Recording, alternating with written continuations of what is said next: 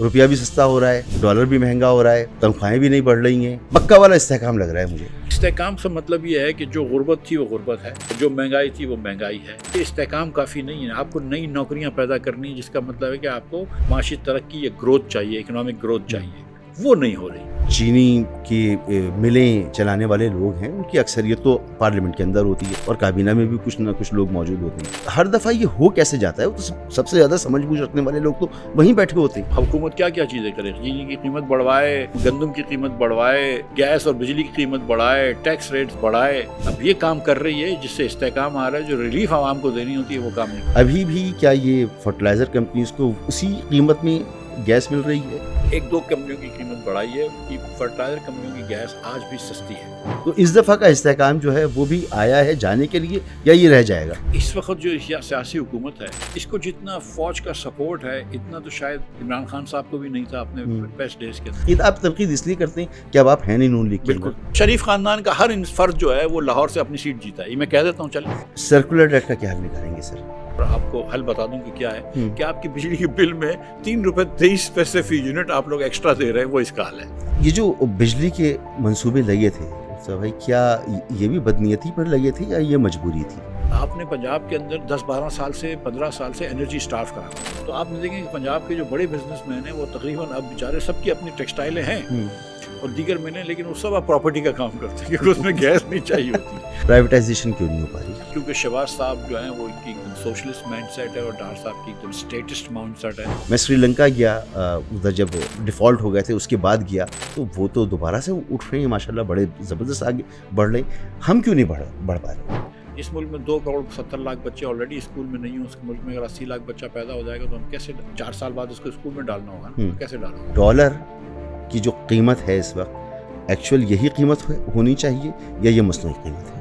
मुझे इतना पता है, इतनी इकोनॉमिक्स मैंने पढ़ी कि किसी को नहीं पता। बिलावल को आप कब देख रहे हैं वज़ीर आज़म? मैं ये समझता हूँ कि बिलावल भुट्टो साहब को वज़ीर आज़म बनने के लिए सबसे बड़ा जो ज़रूरी काम है वो ये नहीं करना। इमरान खान जेल से कब बाहर आ जाएंगे? पाकिस्तान में जो है ना वो कहते हैं ना कि वक्त बदलते हुए देर नहीं लगती, दुनिया में नहीं लगती। कभी के दिन बड़े, कभी की रात बड़े। अस्सलाम वालेकुम, पॉडकास्ट में आपको खुशामदीद। मैं हूं मसूद रज़ा। आज हमारे पॉडकास्ट में जो मेहमान हैं किसी तारुफ के मोहताज नहीं, 2 मरतबा वफाकी वज़ीर रहे हैं, PhD डॉक्टर हैं और आपने पॉलिटिकल इकॉनमी में PhD किया हुआ है और बड़ी खुल के गुफ्तगू करते हैं मुल्क के हालात पर। ज़्यादा तारुफ क्या कराऊं, मैं नाम ले लेता हूं, जनाब डॉक्टर मिफ्ताह इस्माइल साहब। सर बहुत शुक्रिया। बहुत शुक्रिया आपका मसूद भाई। डॉक्टर साहब, कोई केसेस वेसेस अभी हैं आपके ऊपर या ख़त्म हो गए? नहीं, मेरे ऊपर कोई केस नहीं है। थे ना? वो खान साहब के ज़माने के थे, अब कोई नहीं। अब नहीं। तो कैसे बचे में आप इतने खुल के बात करते हैं? शब्बर भाई पर तो हो गया, वापस भी हो गया, आप भी इसी तरह खुल के बात करते हैं, तो आप बचे हुए कैसे हैं अभी तक? नहीं मेरे ख्याल से अब खैर शब्बर भाई भी अपना हक इस्तेमाल करते हैं गुफ्तगू करने का, जो कि हम सबको इस माशरे में है, इस मुल्क में है और होना चाहिए। मैं भी करता हूँ और कल भी आपने देखा है कि कल परसों मैंने एक कॉलम भी लिखा है जी। ठीक है, किसी को कोई बात पसंद आती है, किसी को नहीं आती, लेकिन इंसान को अपनी बात करनी चाहिए। नहीं, करनी तो चाहिए, मगर बच जाना आजकल के ज़माने में बड़ा मुश्किल होता है। बहरहाल तो मैं आपकी गुफ्तगू सुनता रहता हूँ, आपको फॉलो करता हूँ। ये इस वक्त जो इस्तेहकाम की बातें हैं, तो इस्तेहकाम तो 2 तरह से नज़र आ रहा है। एक तो इस्तेहकाम नज़र आ रहा है कि सरकारी लोगों की तनख्वाहें भी बढ़ जाएँ, मराद भी बढ़ जाएँ, उधर ये वाला इस्तेहकाम है। प्राइवेट सेक्टर में दूसरा इस्तेहकाम है, रुपया भी सस्ता हो रहा है, डॉलर भी महंगा हो रहा है, तनख्वाहें भी नहीं बढ़ रही हैं। तो ये पक्का वाला इस्तेहकाम लग रहा है मुझे। देखिए, 2 किस्म के इस्तेहकाम की मुल्क को ज़रूरत होती है, एक माशी इस्तेहकाम की और एक सियासी इस्तेहकाम की। जहाँ तक माशी इस्तेहकाम है तो वो इस तरह पाकिस्तान में ज़रूर इस्तेहकाम है कि पहले जो 2-4 साल पहले, और ख़ास तौर पर जब डार साहब वज़ीर ख़ज़ाना थे और IMF से हमारी एक तनाज़ा चल रहा था, तो हमको लगता था कि अब गया, कल गया, आज गया, डॉलर बढ़ रहा है, कोई रोक नहीं पा रहा है डॉलर को। तो वो मसाइल ख़त्म हो गए, महंगाई जो 38% माहाना पहुंच गई थी वो सब ख़त्म हो गए। और आज अल्लाह की मेहरबानी से कोई ऐसा अंदेशा भी नहीं है दूर दूर तक कि खुदा न खास्ता मुल्क डिफ़ॉल्ट की तरफ जाएगा। तो ये एक बात तो हमको पहले माननी चाहिए। ये तो हमने उसी वक्त मान ली थी जब आप वजीर ख़जाना नहीं, लेकिन उसके बाद फिर ख़राब कर दी थी ना हालात। मगर उस वक्त तो आपने ठीक कर दिया ठीक था है, लेकिन फिर ख़राब हो गया, फिर ठीक हो फिर गया। कैसे क्यों ख़राब हुआ था? वो तो जब डार साहब की एक पॉलिसी थी IMF से कन्फ्रंटेशन की, उससे हुआ था। खैर उसको छोड़ दें, इस वक्त ठीक है। दूसरा ये कि आपने जब से हिंदुस्तान से जंग जीती है, दीगर चीज़ें हुई हैं, अमेरिका से बेहतर ताल्लुकात हो गए, सऊदी अरब से आपने डिफेंस पैक्ट किया, तो एक न सिर्फ कि आपकी इस्तेकाम है, लेकिन आपको ये इंश्योरेंस भी लग रहा है कि खुदा न खास्ता अगर कुछ ऐसा मसला होता है तो हमारे दुनिया में आज इतने दोस्त हैं जिनकी कुछ हम स्ट्रेटेजिक हेल्प भी करते हैं, सऊदी अरब मिसाल के तौर पे, तो वो हमको बुराई से रोकेंगे या मतलब बुराई की तरफ गिरने से या पस्ती की तरफ जाने से रोक सकेंगे। तो माशी तौर पर हमारे यहाँ एक इस्तेकाम है, लेकिन इस्तेकाम से मतलब ये है कि जो गुर्बत थी वो गुर्बत है, जो महंगाई थी वो महंगाई है। और क्योंकि हर साल आपके 20-30 लाख बच्चे लेबर फोर्स में आते हैं, 30 लाख तक बच्चे लेबर फोर्स में आते हैं, तो उनको नौकरी देने के लिए इस्तेकाम काफ़ी नहीं है। आपको नई नौकरियां पैदा करनी है, जिसका मतलब है कि आपको माशी तरक्की या ग्रोथ चाहिए, इकोनॉमिक ग्रोथ चाहिए। वो नहीं हो रही, और वो नहीं हो रही उसकी वजह से हर साल जो है वो आप गरीब लोगों की, जो लोग गुर्बत के नीचे रहते हैं उनकी, उसमें भी इजाफा कर रहे हैं, और जो बेरोज़गार है उसमें भी इजाफा कर रहे हैं। उसकी वजह से सियासी इस्तेकाम नहीं हो पा रहा कि जो आपको ज़रूरी है माशी ग्रोथ के लिए। तो वो एक साइकिल है। तो हुकूमत का बयानिया इसीलिए नहीं बिकता है क्योंकि 3 साल से आप लोगों को गरीब कर रहे हैं। तो अगर आप इस्तेकाम लाने के लिए आपने लोगों की गुर्बत कर दी, मतलब ये है कि इस्तेकाम इस तरह आया है कि आप बोलें आप इंपोर्ट नहीं कर सकते, इस्तेकाम इस तरह आया है कि भाई आप चीज़ें इतनी महंगी हो गई कि आप इंपोर्टेड चीज़ें ख़रीद ही नहीं सकते, इस्तेकाम इसलिए आया है कि आपका मतलब नई फैक्ट्रियाँ नहीं लग रही हैं, नए रोज़गार के मौक़े पैदा नहीं हो रहे, कोई डॉलर की ज़रूरत नहीं पड़ रही। हुकूमत जो है वो इतना टैक्स ले लेती है कि लोग तो गरीब हो गए, इनका न्यूट्रिशन गिर गया, इनकी स्टंटिंग बढ़ गई, इनके भूख बढ़ गई, लेकिन आप अपने टैक्स लेकर हुकूमत के अखराजात पूरे कर रहे हैं।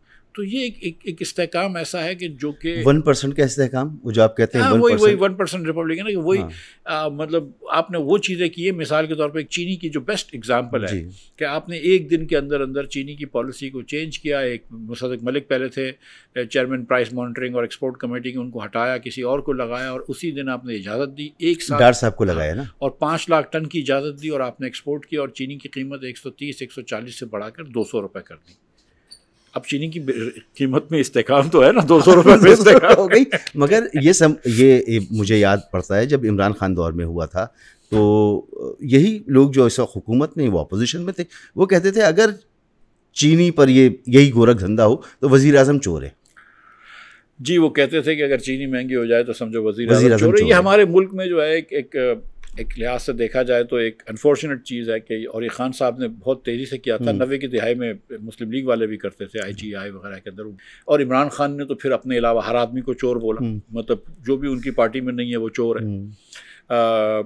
और तो अब ये एक दूसरे को चोर बोलते हैं, लेकिन सच्ची बात ये कि खान साहब ने भी वही किया था जो शहबाज शरीफ साहब ने किया है कि आपने चीनी की बरामद करवाई चीनी को, और चीनी की कीमत बढ़ा दी, और इतनी बरामद करवाई कि चीनी की कीमत बढ़ जाए। ये नहीं था कि सिर्फ आपने थोड़ी सी बरामद कर दी कि आपको लग रहा है एक्स्ट्रा, तो आपने इतनी बरामद करवाई कि चीनी। उसके बाद उन्होंने एक इंक्वायरी भी कराई थी ना जी, एक कमीशन बनाया था, उसकी फाइंडिंग्स भी सामने आई थी, और फिर उनकी हुकूमत ख़त्म हो गई थी। तो उन्होंने इनसे तो थोड़ा आगे बढ़ के काम किया था। हाँ, मगर इंक्वायरी करवा के क्या कर लिया, और ये भी इंक्वायरी करवा देंगे, कमेटी बना देंगे। इंक्वायरी कराने के बाद सबके नाम आए, फिर वो फारिग हो गए। तो वो तो अभी भी इंक्वायरी रिपोर्ट तो पड़ी है ना आपके पास, तो वो तो इस हुकूमत का काम है ना। बस तो ठीक है, वो हुकूमत क्या क्या चीज़ें करे, चीनी की कीमत बढ़वाए, आटे गंदम की कीमत बढ़वाए, गैस और बिजली की कीमत बढ़ाए, टैक्स रेट्स बढ़ाए।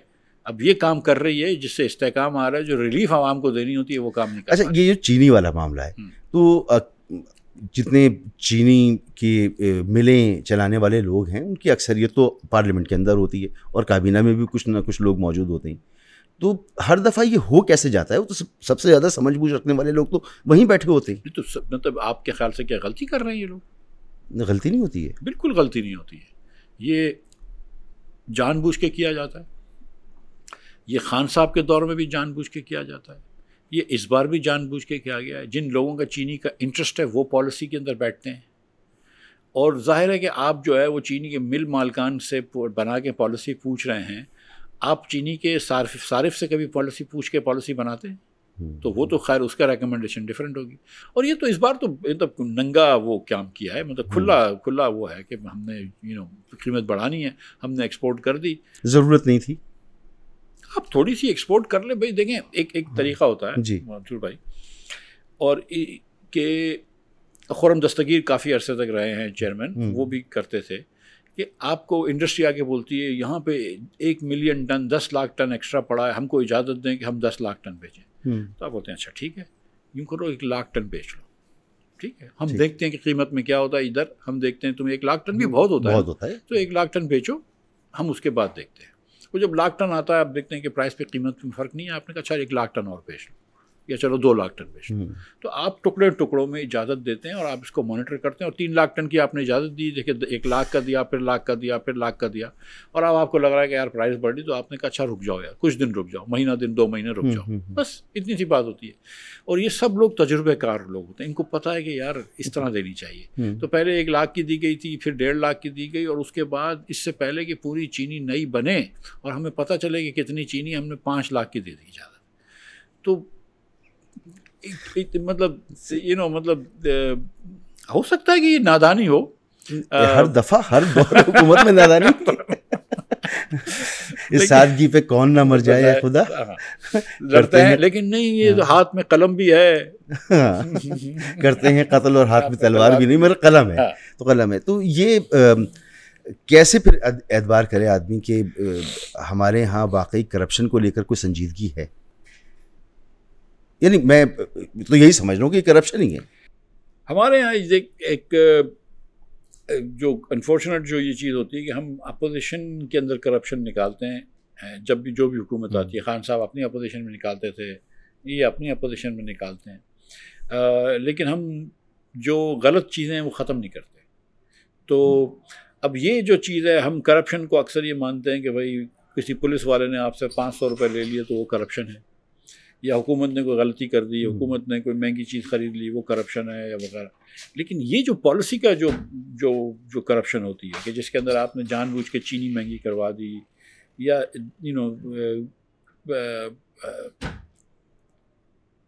वो मेरे ख्याल से बहुत नुकसानदेह है मुल्क। और फिर उसके बाद बहुत सारी ऐसी चीज़ें, पॉलिसी की गलती होती है जिसमें ज़रूरी नहीं है करप्शन हो। जैसे वीट के अंदर इन्होंने बहुत गलतियाँ की हैं। पहले पंजाब हुकूमत ने वादा करा कि हम ख़रीदेंगे इतनी महंगी, और फिर नहीं ख़रीदी, तो फार्मर्स को बहुत नुकसान हुआ। फिर उस बार वादा इस बार नहीं किया, तो फार्मर्स ने आपके 50 रुपये किलो गंदम बेची है, आज गंदम जो है वो 100 रुपये किलो है, डबल हो गई प्राइस। तो बीच में मिडिल मैन को फ़ायदा हुआ, फार्मर को तो फ़ायदा नहीं हुआ। मैं नहीं कहता हूँ कि इसमें कोई करप्शन थी, लेकिन इसके अंदर बेवकूफ़ियाँ तो थी ना, इसके अंदर ना बेहिसी भी थी कि यार फार्मर मर रहेगा, क्या करेगा वो गंदम का किसान। नहीं, वो तो IMF ने कह दिया कि आपने सब्सिडी नहीं देनी है, तो आपने सब्सिडी नहीं दी, और आपको पता होना चाहिए था, पहले से फार्मर को बता देते, नहीं बताया आपने, ये गलती ज़रूर की, लेकिन इनके पास गुंजाइश ही नहीं थी। तो सवाल ये है कि क्या वाकई IMF से जब डील करते हैं, आपने IMF में काम भी किया, IMF के साथ डील भी किया, तो जब IMF से डील करते हैं तो हम वाकई इतने बेबस, इतने लाचार होते हैं, या हमारे पास कोई स्पेस होता है? मैं आपको एग्जांपल देता हूँ। IMF नहीं चाहता था कि हम चीनी जो है वो इसको फिर इंपोर्ट करें। जो हमने महंगी इंपोर्ट करी है, TCP ने मार्केट से भी महंगी इंपोर्ट करी, और आज इतनी महंगी इंपोर्ट करी है कि उनसे बिक नहीं रही, तो ज़बरदस्ती बेच रहे हैं TCP, और कंपनियों को ज़बरदस्ती बेच रहे हैं महंगी चीनी, ठीक है, TCP करके। तो ये तो IMF इससे खुश नहीं था, लेकिन आपने करा। IMF ने आपसे कहा था कि ज़राअत के ऊपर टैक्स लगाइए, कि भाई एक आदमी जिसकी 50,000 रुपये तनख्वाह है, उससे तो तुम टैक्स ले रहे हो, लेकिन एक आदमी 100 एकड़ की अराजी है तो हम उससे टैक्स नहीं ले रहे। तो इन्होंने कहा अच्छा हम जुलाई में करेंगे, नहीं करा, अच्छा जनवरी में कर देंगे, फिर उसको फिर से डिले कर दिया। ठीक है, तो आप तो वही मानते हैं ना, आप जो आपके मतलब की बात हो, जो आपके मतलब की बात हो वो नहीं मानते। जब IMF कहता है कि मिन हासिल कौम सेक्रीफाइस करें, तो आप बोलते हैं अच्छा आवाम से सेक्रीफाइस ले लेते हैं, 1% से नहीं लेंगे, हम सेक्रीफाइस नहीं कर सकते, ठीक है।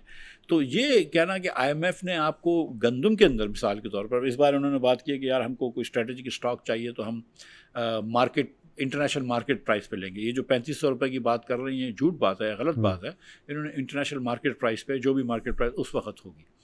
मगर आप इस बार भी पॉलिसी लाने से पहले आप जो थे वो बैंकेबल रसीट्स दे सकते थे, आप कुछ स्टोरेज की फैसिलिटीज़ कर सकते थे कि फार्मर आए और आपके पास एक स्टोरेज लगाए, वो मुकद्दम के पास वो एक रसीद ले ले, उससे वो जाके लोन ले सके, तो उसको उसी दिन बेचने की ज़रूरत ना पड़े, फार्मर फंसावा नहीं हो। There are many ways without subsidizing और विदाउट इन्वॉल्विंग द गवर्नमेंट आप उसके अंदर रेगुलेटरी फ्रेमवर्क के थ्रू फार्मर्स को वो दे सकते थे प्रोटेक्शन, आपने नहीं दी।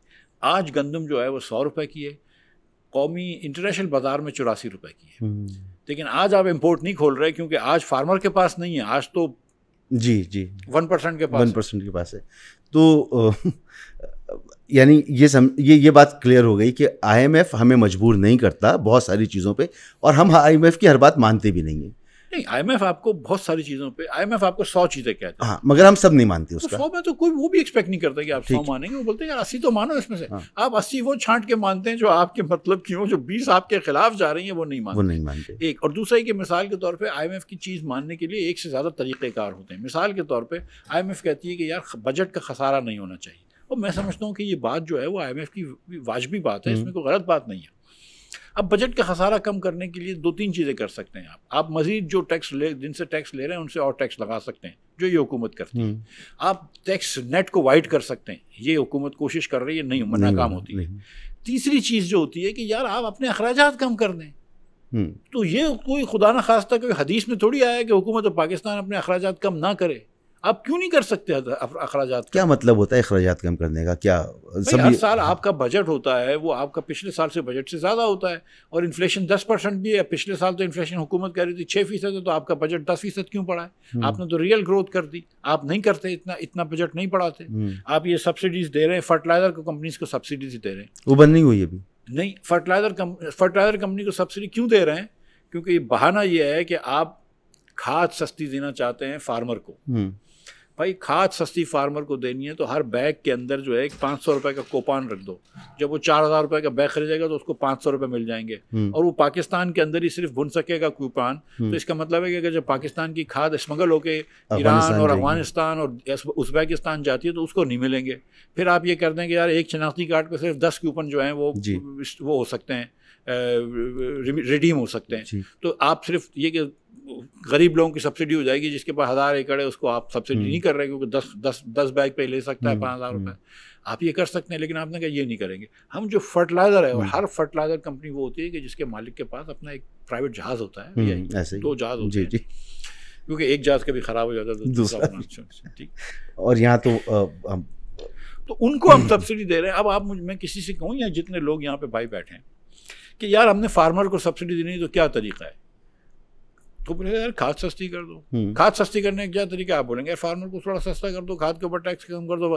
कोई भी ये नहीं कहेगा कि फर्टिलाइजर कंपनी को आप जो गैस सस्ती दो, ये किसी के जहन में नहीं आएगा। ये हुकूमत तो पाकिस्तान के जहन में आया, तो हमारा कहाँ सोच जाती है। तो ये बड़ा स्कैंडल आया था सामने, तो इसका कुछ हल निकला? अभी भी क्या ये फर्टिलाइजर कंपनीज को उसी कीमत में गैस मिल रही है?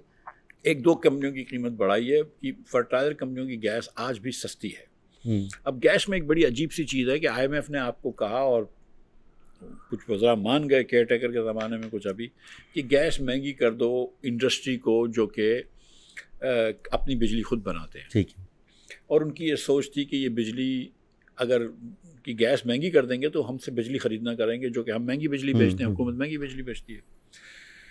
हम जैसे लोग इनको समझाते रहे कि कोई आपकी बिजली नहीं खरीदेगा, सब अपनी बिजली सस्ती बना सकते हैं, लोग घरों में बना लेते हैं, तो इंडस्ट्री वालों के पास तो बहुत ऑप्शन होते हैं। ठीक। हुआ ये कि इन्होंने गैस महंगी कर दी। अच्छा, ये जो इंडस्ट्री को गैस देते थे 2200 रुपये की इंडस्ट्रियल गैस देते हैं और 3500 रुपये की LNG लेते हैं, उसको इन्होंने 4200 रुपये की कर दिया। अब वो 3500 रुपये की तो बिक रही थी, अब 4200 रुपये की बहुत कम बिक रही है, लेकिन ये जो 4200 रुपये की या 3500 रुपये की बेच रहे हैं ना, इससे आपको ये फ़ायदा हो रहा था इन कंपनियों को, तो कंपनियां बहुत प्रॉफिट करने लगी। लेकिन जो डोमेस्टिक में घरेलू सार्फिन को 900 रुपये की बेचते हैं, लेकिन इनकी कॉस्ट जो है वो 1500 होती है, तो 600 की कॉम्पनसेशन हो जाती थी। अब वो कॉम्पनसेशन भी नहीं हो रही है, तो अब घरेलू सार्फिन की महंगी गैस भी आपको महंगी करनी पड़ेगी। तो ये पॉलिसी का और कॉम्पिटेंस का भी फुकदान है, और आई थिंक कि कुछ शायद वो काम की नीयत नहीं होती है कि जिससे मुल्क बेहतरी हो, वो काम की नीयत होती है जिससे इनका सियासी फ़ायदा हो। मैंने शुरू में इस्तेहकाम की बात की, तो ये इस्तेहकाम का आना और जाना, ये तो हम हर 5 साल में 1-2 मरतबा सुनते हैं जी। तो इस्तेहकाम आता है, फिर इस्तेहकाम चला जाता है, फिर इस्तेहकाम आता है, फिर इस्तेहकाम चला जाता है। तो इस दफ़ा का इस्तेहकाम जो है वो भी आया है जाने के लिए, या ये रह जाएगा? देखिए, इस्तेहकाम पाकिस्तान का फ्री में नहीं आता है, बहुत ज़्यादा सेक्रीफाइस करनी पड़ती है, बहुत ज़्यादा लोगों को गुर्बत ये तो लोन का इस्तेहकाम है ना? नहीं, पाकिस्तान के लोगों को गुर्बत में ढकेलते हैं, यहाँ पे बेरोज़गारी बढ़ाते हैं। अब जिसको कहते हैं इकोनॉमिस्ट एग्रीगेट डिमांड, कि पूरी मईशत के अंदर जो खपत होती है उसको आप कम कर देते हैं, लोगों के पास पैसे ही नहीं होते कि वो चीज़ें ख़रीद सकें, तो उसके बाद आपका इस्तेहकाम आता है। तो इस्तेहकाम फ्री में नहीं आता, बहुत लोगों को सेक्रीफाइस करनी पड़ती है। इस्तेहकाम आता है जब आप 61% कंपनियों के ऊपर टैक्स लगा देते हैं, जो आज है, जिसकी वजह से प्रॉक्टर एंड गैम्बल पाकिस्तान छोड़ के चले जाती है। दुनिया की सबसे बड़ी कंज्यूमर गुड कंपनी है, 20 साल से पाकिस्तान में मैन्युफैक्चरिंग कर रही है, छोड़ के चले गई। जिस वजह से माइक्रोसॉफ्ट चले जाती है, जिस वजह से आपकी रफान मेज़ जो है कॉर्न डेवलपमेंट कॉर्पोरेशन अमेरिका की कंपनी थी, 30 साल से काम कर रही थी, वो छोड़ के चले जाती है। तो इस्तेहकाम गुल अहमद बंद कर देती है, गुल अहमद ने काफ़ी जगह बंद की, दीगर जगहों तो हुई। तो इस्तेहकाम बड़ी गरीब लोगों के ऊपर बहुत ज़्यादा, दुनिया भर में इस्तेहकाम ऐसे ही आता है, लेने के आता है। नहीं, एक तरीका यही है, ठीक है, जो दुनिया भर में, जहाँ पर भी, दुनिया भर में नहीं, लेकिन हमारी की बात कर रहा हूँ, ठीक है। अच्छा। लेकिन उसके साथ साथ 2 और चीज़ें हुई हैं। आपने शरह सूद 21% कर दिया, जिससे वही इसको आपने किस तरह सेक्रीफाइस करी, आपने बिजनेस को, नए बिजनेस को आपने ख़त्म कर दिया कि नया बिजनेस कोई करे नहीं। जब शरह सूद 21% हो गया, बहुत सारे बिजनेस बंद हो गए, तकलीफ में आए, नौकरियां कम हुई, एक तो ये हुआ। लेकिन दूसरा ये था कि इंटरनेशनल प्राइस तेल की कम हो गई, जो चीज़ $120-125 की थी वो आज $60-65 की मिल रही है। LNG जब मैं वज़ीर था तो $15 की थी, आज $8 से कम है। तो दुनिया में कीमतें जो है ना, कमोडिटी की कीमतें भी कम हुई हैं, गंदम की कीमत कम हुई है, चीनी की कीमत कम हुई है, कपास की कीमत कम हुई है। तो ये कीमतें जब कम हो गई तो जो चीज़ हम ख़रीदते हैं उसके लिए हमारे को जो पैसे देने थे वो भी कम हो गए। तो कुछ तो हमको बैरूनी फ़ायदा हुआ इस्तेहकाम से, और कुछ हमने अपने लोगों को मारा। तो उन दोनों वजह से इस्तेहकाम आया। और हमारे लेकिन पाकिस्तान में एक बूम बस साइकिल होता है जी। और बूम बस साइकिल इसलिए होता है कि हम एक इस्लाह नहीं करते मईशत में, कि मईशत के अंदर अगर हम खसारे कम कर दें, अखराजात कम करके, तो फिर हम लोगों को टैक्स में छूट दे सकते हैं। हम वो नहीं कर रहे, तो ये लिहाजा ये होगा कि अभी हम थोड़े अरसे तक इस्तेहकाम में रहेंगे। अब इस बार तो हमको लगता है कि शायद बूम भी नहीं आएगा, वापस से फिर खुदा न खास्ता गैर इस्तेहकामी। अच्छा, क्यों ऐसा क्यों लग रहा है? भाई अगर पेट्रोल महंगा हो जाता है दुनिया में, खुदा न खास्ता, और ये होती है ना चीज़ें, साइकिल ऊपर नीचे होती है, LNG महंगा हो जाता है, कमोडिटीज़ महंगी हो जाती हैं, तो चीज़ें हो जाती हैं। यानी कुछ हमारे हाथ में नहीं है, इस इस्तेहकाम के बाद कुछ भी हमारे हाथ में नहीं है। आपके हाथ में, अगर आप अखराजात कम कर लेंगे तो हाथ में आ जाएगा। यानी हमारी जो इकोनॉमी है उसकी ग्रोथ डिपेंड करती है कि ऑयल प्राइसेस पर, कमोडिटी पर, और मुल्क के अंदर सियासी इस्तेहकाम पर, इंटरेस्ट रेट्स के ऊपर, टैक्स रेट्स के ऊपर। टैक्स रेट्स कम करने के लिए आप वो कम करें, अखराजात वो नहीं कर रहे। इंटरेस्ट रेट्स कम करने के लिए आप खसारे कम करें, वो नहीं कर रहे। आप जो मतलब, और सियासी स्टेबिलिटी में तो फिर पूरी लंबी बहस है ना। तो ये क्यों नहीं कर रहे? कर नहीं सकते या कर नहीं रहे? कर नहीं रहे। मैं यकीन से कह सकता हूँ कि देखिए, ये इस वक्त जो सियासी हुकूमत है, इसको जितना फौज का सपोर्ट है, इतना तो शायद इमरान खान साहब को भी नहीं था अपने बेस्ट डेज के अंदर। अच्छा, जब इमरान खान की थी तो कह देते जितना इमरान खान को है इतना किसी को भी नहीं था, तो ये तो हर दफ़ा कहा जाता है। नहीं, ये बात एकदम दुरुस्त है कि जितना इमरान खान को था इतना किसी को भी नहीं था। लेकिन ये अच्छा, ये हमने तारीख रकम की है। अच्छा, ठीक है। इमरान खान फिर भी देखें, बिल्कुल RTS हुआ था, इमरान खान की फ़ौज ने बहुत फेवर करी थी, नवाज शरीफ साहब को डिस्क्वालीफाई करवाया था, बहुत सारी चीज़ें थी, लेकिन फिर भी एक रीज़नेबल वोट लेकर आया था। तो 4-5 सीटें आगे पीछे करी थी, लेकिन ऐसा नहीं था। 17 सीटों वाली या जो भी है, 17, 20, 15 जो भी सीटें हैं, वो नहीं था। अब जैसे कराची के अंदर जो पार्टी को आपने 15 सीटें दी हैं, वो किसी एक सीट पे नंबर 2 भी नहीं आई थी, नंबर 3 भी शायद 1-2 सीटों पे आई थी। तो उसको आपने 15 सीटें दे दी, तो ये तो आपने फी सबीलिल्लाह ही बांटी है ना सीटें। ठीक है। तो इन लोगों का तो कोई सियासी वजन ही नहीं है, तो कोई मॉरल अथॉरिटी भी नहीं है, लेकिन इनको पीछे से कोई और चला रहा है। लेकिन जितनी सपोर्ट कर सकते हैं वो लोग, ये तो सपोर्ट कर रहे हैं ना। फिर उसके बाद आप फेवरेबल देखें कि इमरान खान साहब तरस गए थे बाइडेन उनको फ़ोन करे, वो नहीं किया। ये देखें कि इधर ट्रम्प थकता नहीं है फील्ड मार्शल की तारीफ करते हुए, शहबाज शरीफ साहब की तारीफ करते, शहबाज शरीफ साहब को मौका दिया कि ट्रम्प को सलूट करें। मतलब यहाँ पे क्या नहीं हो रहा है? सऊदी अरब ने आपसे डिफेंस पैक्ट साइन किया है, टर्की आपसे इश्क में है, कतर आपसे प्यार में है, चाइना के साथ आप चाइना की आपकी अच्छी दोस्ती है, पुतिन से मुलाकात की आपने, अमेरिका और चाइना दोनों से आपने साथ ताल्लुकात रखे हैं, हिंदुस्तान को आप शिकस्त दे चुके हैं, तो अल्लाह ताला ने और पुतिन से भी मुलाकात की है। अच्छा, पुतिन का मुझे नहीं पता आजकल का, हमारा तो दिन बदल दिए अल्लाह ताला ने। खाली ये कि थोड़ा सा अफगानिस्तान से मसला है, इंशाल्लाह वो भी ठीक हो जाएगा। तो फॉरेन पॉलिसी पे तो हमें बहुत सक्सेस मिली है।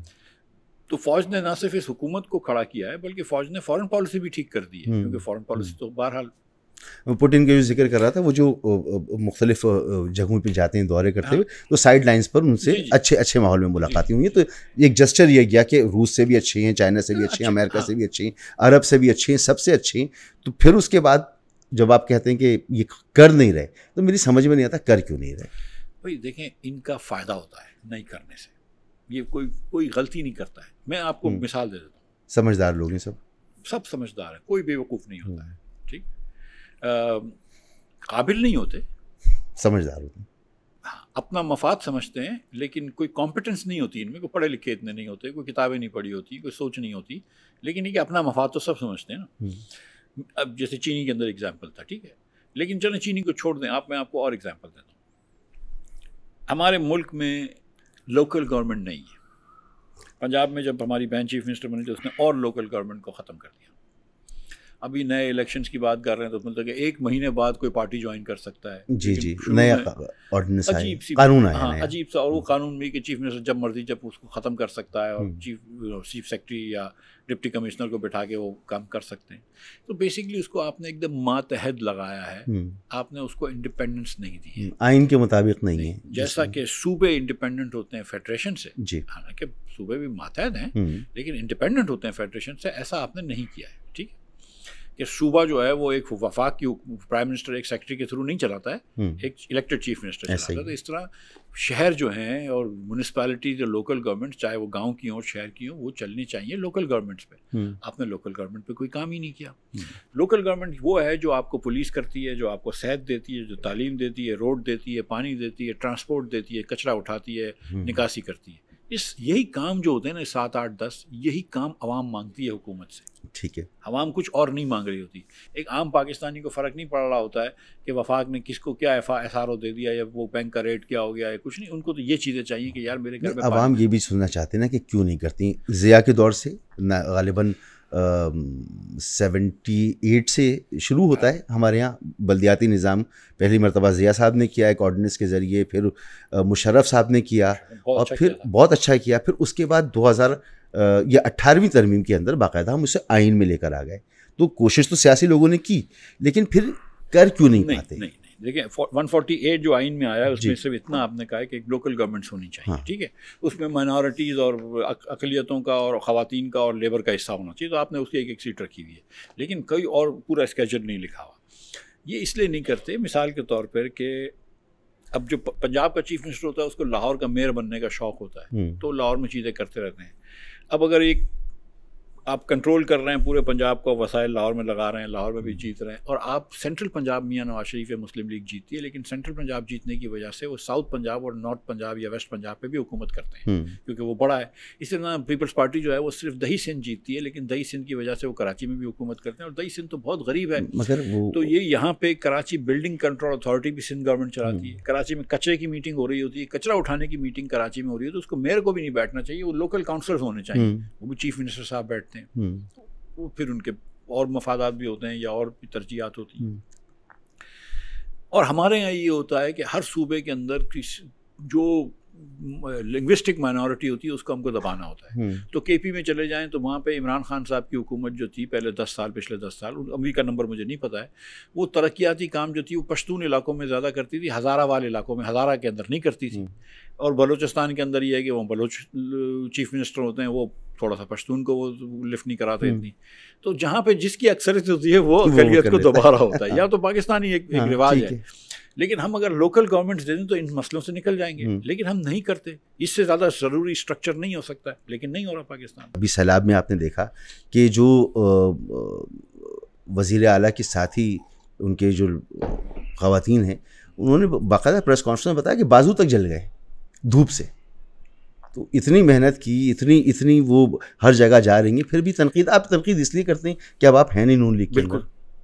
बिल्कुल इसी तनकीद करता हूँ। बिल्कुल तनकीद तो बनती नहीं। नून लीग तो पूरे इलेक्शन जीती है, 180 सीटें जीती है, बस ये बोल दूँ। नहीं आप कहें ना, मैं बोल देता हूँ, ठीक है, कि सब अपनी अपनी सीटें। जब शरीफ खानदान का हर फर्द जो है वो लाहौर से अपनी सीट जीता है, ये मैं कह देता हूँ। चलें, जब आपकी कोई वीडियो अपलोड होती है ना, नीचे लोग ये कमेंट ज़रूर करते हैं कि मिफ्ता भाई अब आप क्योंकि गवर्नमेंट में नहीं है इसलिए आप तनकीद करें, इसलिए मैंने ये सवाल पूछा है आपसे। लोगों का सवाल आता है ये। मैं तो ये 1% रिपब्लिक की बात उस वक्त भी करता था जब मैं गवर्नमेंट पिछली मरतबा था उससे, और उससे पहले भी करता था। मैं लोकल गवर्नमेंट्स के एम्पावरमेंट को सबसे ज़्यादा ज़रूरी चीज़ समझता हूँ पाकिस्तान में। उसको मैं पहले भी करता था और अब भी करता हूँ। ठीक है। लेकिन हमारे यहाँ मुल्क के अंदर हम बहुत सारे झूठ जो है ना उसको अपना लेते हैं। तो मुस्लिम लीग का जो वर्कर होता है वो कहता है कि बस मुल्क जो है वो मियाँ साहब ही चला सकते हैं या शरीफ खानदान ही चला सकता है जी। और वो बड़े अच्छे लोग हैं। लेकिन 13 करोड़ पंजाब के सिटीजन्स हैं, पंजाबी हैं, सराइकी हैं, दीगर हैं। इसमें ऐसा नहीं हो सकता। उधर पंजाब, लाहौर आपको पता है एक ओल्ड सिटी जी, 100 साल, 150 साल पुरानी।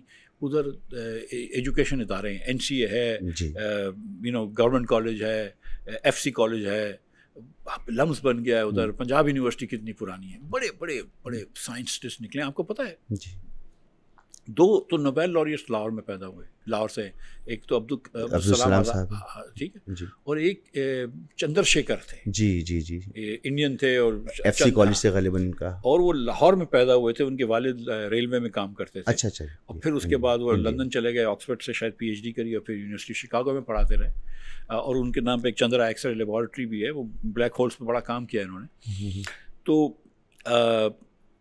मतलब एक तहजीब का और गहवारा था, एक शहर है, और तालीम अलहमरा जैसा और तो उसके अंदर पूरे पंजाब में कोई एक ख़ानदान के अलावा कोई भी लायक नहीं है, और अगर है तो फिर उस्मान बुज़दार है। तो इमरान खान ने तो प्रूव कर दिया कि हाँ यार, सिर्फ शरीफ खानदान ही लायक है, तो दूसरी चॉइस उस्मान बुज़दार। देखिए ना, महातीर मोहम्मद कितने अरसे से मलेशिया के सदर रहे और अभी तक सिस्टम का हिस्सा है। तो महातीर अभी बहुत नाराज़ हैं वो, अनवर इब्राहिम है। लेकिन मेरी कोशिश है कि इमरान खान ने तो मेरी थ्योरी को गलत कर दिया। मेरी थ्योरी है कि शरीफ खानदान के अलावा बहुत और लोग हैं जो चीफ मिनिस्टर बनने के लायक हैं। लेकिन इमरान खान ने फिर एक नमूना दिखाया, वो भी नमूना ही दिखाया। लेकिन द थिंग इज़ कि देखें, पूरी दुनिया में होता है कि सियासतदान आते हैं, 4-8 साल 10 साल अपना रोल अदा करते हैं, फिर आगे चले जाते हैं, फिर नए जनरेशन का आता है। अगर आज हम अपनी क्रिकेट की टीम में ये कहते हैं कि नहीं, वसीम अकरम का बेटा ही जो है वो कप्तान होगा, वकार यूनुस का बेटा जो है वही फास्ट बॉलिंग कर सकता है, शोएब अख्तर की जो बेटा है वो फास्ट बॉलिंग कर सकता है, ज़हीर अब्बास का बेटा जो है वो बैटिंग करेगा, या मियादाद का बेटा बैटिंग करेगा, तो इससे भी बुरे हाल होते हैं। ठीक है, तो ये अजीब सी चीज़ है। तो हमारा हक तो है ना, मेरा और शाहिद भाई का, कि हम पार्टी बनाएं। हम किसी को, आज तक मैंने कभी किसी की बुराई नहीं करी, किसी को चोर नहीं कहा, किसी को डाकू नहीं कहा। हम अपनी पार्टी बनाएंगे, जिसको हमको वोट देना है दे दे। बता दीजिए कि मिफ्ता क्या गलत बात कह रहा है। अगर मिफ्ता ये कहता है कि यार ये इलेक्शन नहीं जीते तो शायद गलती नहीं थी। अभी देखिए, मैं आगे बढ़ना चाह रहा था, लेकिन अब मैं थोड़ा सा बढ़ लीजिए। वो आपने कहा कि कभी किसी को चोर नहीं बोला, किसी को करप्ट नहीं बोला। अभी तो थोड़ी देर पहले आपने कहा कि ये जानबूझ के करते हैं सब कुछ। हाँ, तो जानबूझ के किया, तो पॉलिसी जानबूझ के बनाई है। अगर आप ये समझ रहे हैं कि ये पॉलिसी जो है ये गलती से बन गई है, ठीक है, तो ये नहीं है। गलती से प्राइस नहीं बढ़ती है, आपने प्राइस बढ़वाई है, जानबूझ के किया जाता है। सर्कुलर डेट का क्या हल निकालेंगे सर? सर्कुलर डेट का क्या हल है? यानी इसमें तो कोई कमी आ नहीं रही। अब नहीं, बिजली के सर्कुलर डेट के अंदर देखें, 2 मसाइल होते हैं, एक फ्लो और एक स्टॉक। ठीक, फ्लो ये होता है कि हर साल आप कितना ऐड कर रहे हैं सर्कुलर डेट में, और स्टॉक के पिछले 20-25 सालों में आप कितना ऐड कर चुके हैं। जो पिछले ऐड करे हुए उसका इन्होंने हल निकाला है, जो बैंकों से उधार लिया, और आपको हल बता दूं कि क्या है कि आपकी बिजली के बिल में 3 रुपये 23 पैसे फी यूनिट आप लोग एक्स्ट्रा दे रहे हैं, वो इसका हल है। ठीक है। अच्छा, इसके अलावा मतलब देखिए ना, हुकूमत पाकिस्तान, अवैस लगारी मेरा भाई है, या मोहम्मद औरंगजेब साहब, ये अपनी जेब से तो पैसे नहीं दे सकते थे, और जो नुकसान हो गया था तो उन्होंने कहा यार चलो मंसूर साहब से पैसे ले लेते हैं, ठीक है, मसूद से पैसे ले लेते हैं, मिफ्ता से पैसे ले लेते हैं, तो उन्होंने हम सब के बिलों पे 3 रुपये 30 पैसे फी यूनिट डाल दिया।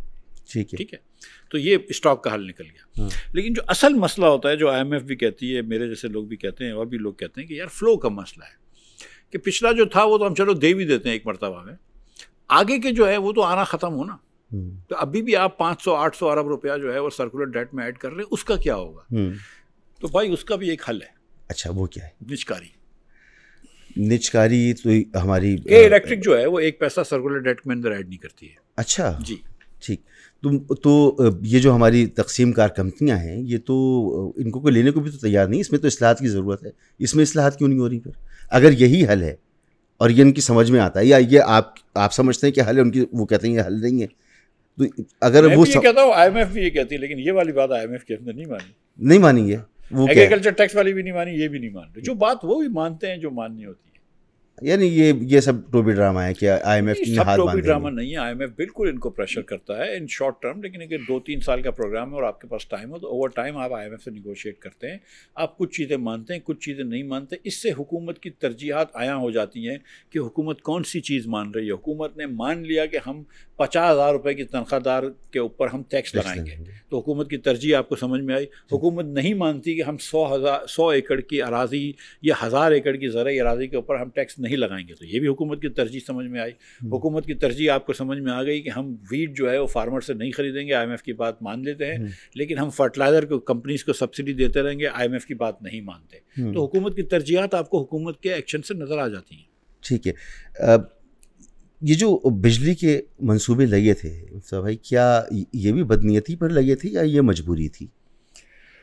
देखें, चीनी के जैसे वीट के अंदर मैंने नहीं कहा कि कोई बदनीयती थी, चीनी में मेरे ख्याल से बदनीयती थी, लेकिन वीट में बदनीयती नहीं थी। ठीक है, और किसी की नीयत वैसे हमको पता नहीं होती, लेकिन कभी कभी नज़र आ जाती। बिजली के अंदर मुझे यकीन है कि कोई बदनीयती नहीं थी, ये चोरी का कोई आंसर नहीं था। ठीक है,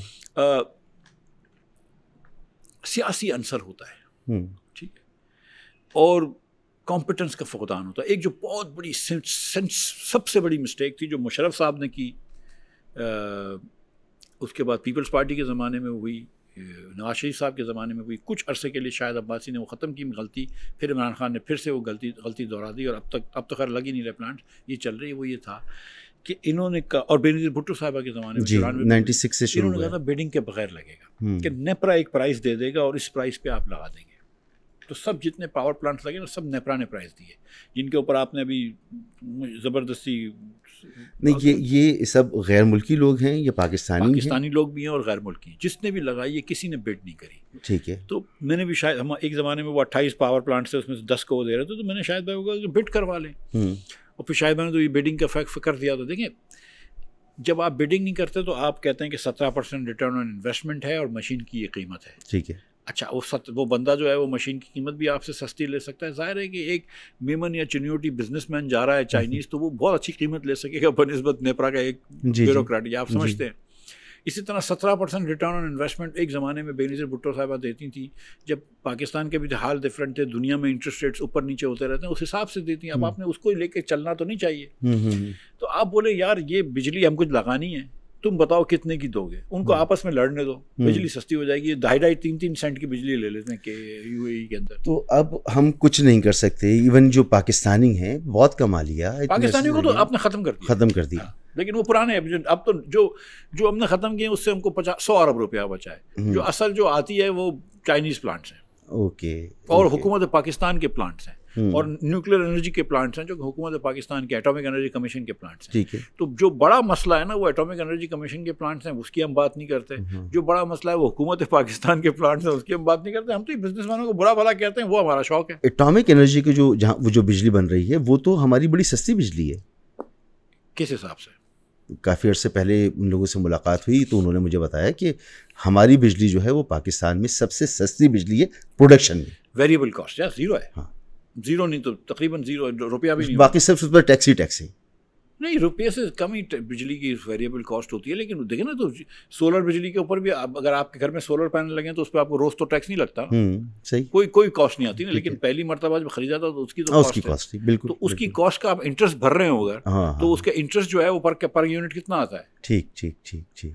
सो बिजली देखें, एक तो टेक्नोलॉजी चेंज हो गई है, चक्कर ये है कि हुकूमत की जहनियत को चेंज करना पड़ेगा, हुकूमत की सोच को बदलना पड़ेगा। अब आप ये सोचें कि एक चाय की होटल वाला है, एक मिसाल है, ये कोई ढाबा बना हुआ है, तो ये 200 रुपये की चाय बेचता है। अब उसके साथ एक ढाबा आके जो है वो 40 रुपये की बेचना शुरू कर देगा, तो ये 200 रुपये वाली कोई नहीं लेगा ना, वो 40 रुपये वाली लोग ले लेंगे। अब ये बोलेगा नहीं तुम 40 रुपये वाली नहीं ले सकते हो, 200 की लो, और वो बदमाशी करेगा, तो ये बदमाशी है। लेकिन ये एक सस्टेनेबल कारोबार नहीं है। हुआ ये कि हुकूमत पाकिस्तान की 30-40 रुपये जो भी बिजली की कॉस्ट आती है, 35 रुपये इनकी बिजली की कॉस्ट आती है पर यूनिट। उसके बाद वो सब्सिडी करते हैं, तो गरीब लोगों को सब्सिडी देने के लिए अमीर लोगों से 10-15 रुपये और लेते हैं, तो 50-60 रुपये की बेचते हैं। उसके ऊपर वो टैक्स लगाते हैं, तो आपको 60 रुपये की देते हैं, दुकानदार को 80-90 रुपये की देते हैं, इंडस्ट्री को 40 रुपये की 50 रुपये की देते हैं। अब ये हो गया है कि आप अपने घर में जब सोलर लगाते हैं तो आपको 17-18 रुपये की पड़ती है। तो आप बोलते हैं यार मैं तो 18 रुपये की लूँगा। बोलते नहीं तुम सोलर नहीं लगाओ, हमसे बिजली लो। भाई गलती तो तुमने की है ना, तुमने महंगी बिजली, हम क्यों भुगते हैं? कि ये तो नहीं कह सकते ना कि आप साथ में 40 रुपए की चाय ना लो, मेरी होटल से 200 रुपए की लो, तुम हुकूमत पाकिस्तान हो क्या? ठीक है। तो ये इनकी सोच है। अब इन्होंने जब गैस महंगी करी तो लोग बिजली जो है कराची के अंदर, तो अब आपके पास एक और ऑप्शन भी है कि विंड टर्बाइन लगा सकते हैं। पंजाब में विंड टर्बाइन का ऑप्शन नहीं, लेकिन पंजाब में फिर बायोमास जलाते हैं वो लोग, तो वो ऑप्शन है। और पंजाब के अंदर तो Punjab is actually about 10 years ahead of Karachi, because आपने पंजाब के अंदर 10-12 साल से 15 साल से एनर्जी स्टार्व करा हुआ था, उनको गैस ही नहीं देते थे आप। तो आपने देखें कि पंजाब के जो बड़े बिजनेसमैन हैं वो तकरीबन अब बेचारे सबकी अपनी टेक्सटाइलें हैं और दीगर मिलें, लेकिन वो सब आप प्रॉपर्टी का काम करते हैं क्योंकि उसमें गैस नहीं चाहिए होती है। लेकिन अगर आप 10-10 साल तक लोगों को गैस नहीं देंगे तो कुछ ना कुछ अपना रास्ता तो निकालेंगे। ठीक है। तो अब कराची में भी आपने ये किया है। तो ये जो गैस वाला मामला है, दुनिया में आप भी घूमते रहे, अमेरिका में भी रहे, तो किसी जगह पर, यानी यूरोप में भी देख लें, आप मिडिल ईस्ट में देख लें, अमेरिका में भी देख लें, हर जगह गैस नहीं होती है। कुछ जगहों पर गैस और बिजली साथ साथ होती है, लेकिन हमारे मुल्क में ये लाजिम व मलज़ूम है, घर होगा तो उसमें गैस भी होगी, उसके अंदर बिजली भी होगी। हम क्यों हमने अपने ज़खायर ज़ाया कर दिए, हमने गैस से बिजली नहीं बनाई, और अभी भी हम उस तरफ नहीं जा रहे। सो गैस और बिजली दोनों देना और उनकी डिस्ट्रीब्यूशन करना, और दोनों अगर इनएफिशिएंटली डिस्ट्रीब्यूशन करना जो हम कर रहे हैं, क्योंकि हम लीकेजेस बहुत होती हैं और ज़ाया बहुत होता है, वो इस तरह है कि आप हर घर के अंदर गर्म पानी का भी नल लगा रहे हैं और गर्म पानी के भी सब लाइन दे रहे हैं और ठंडे पानी की भी लाइन दे रहे हैं। घर वाले को नहीं बोल रहे कि खुद गर्म करना। ठीक, बहरहाल हम कर रहे हैं। अच्छा, ये जो है ना, ये गैस का जो मामला, ये शहरी मामला है। 30-35% पाकिस्तानी ऐसे हैं जिनके घरों में गैस आता है, बाकी जो 65% गरीब पाकिस्तानी हैं उसके घर में गैस नहीं आता है। ठीक है, उसके घर में LPG जलता है जो कि गैस से बहुत महंगा है, 3 गुना महंगा है शायद, या उस घर में लकड़ी जलती है जो कि LPG से भी डबल महंगा है। अगर आप लकड़ी खरीदें तो जो कैलोरीफिक वैल्यू होती है पर किलो ऑफ लकड़ी वो बहुत कम होती है, तो उसके लिए आपको बहुत महंगी पड़ती है आपको चलाना।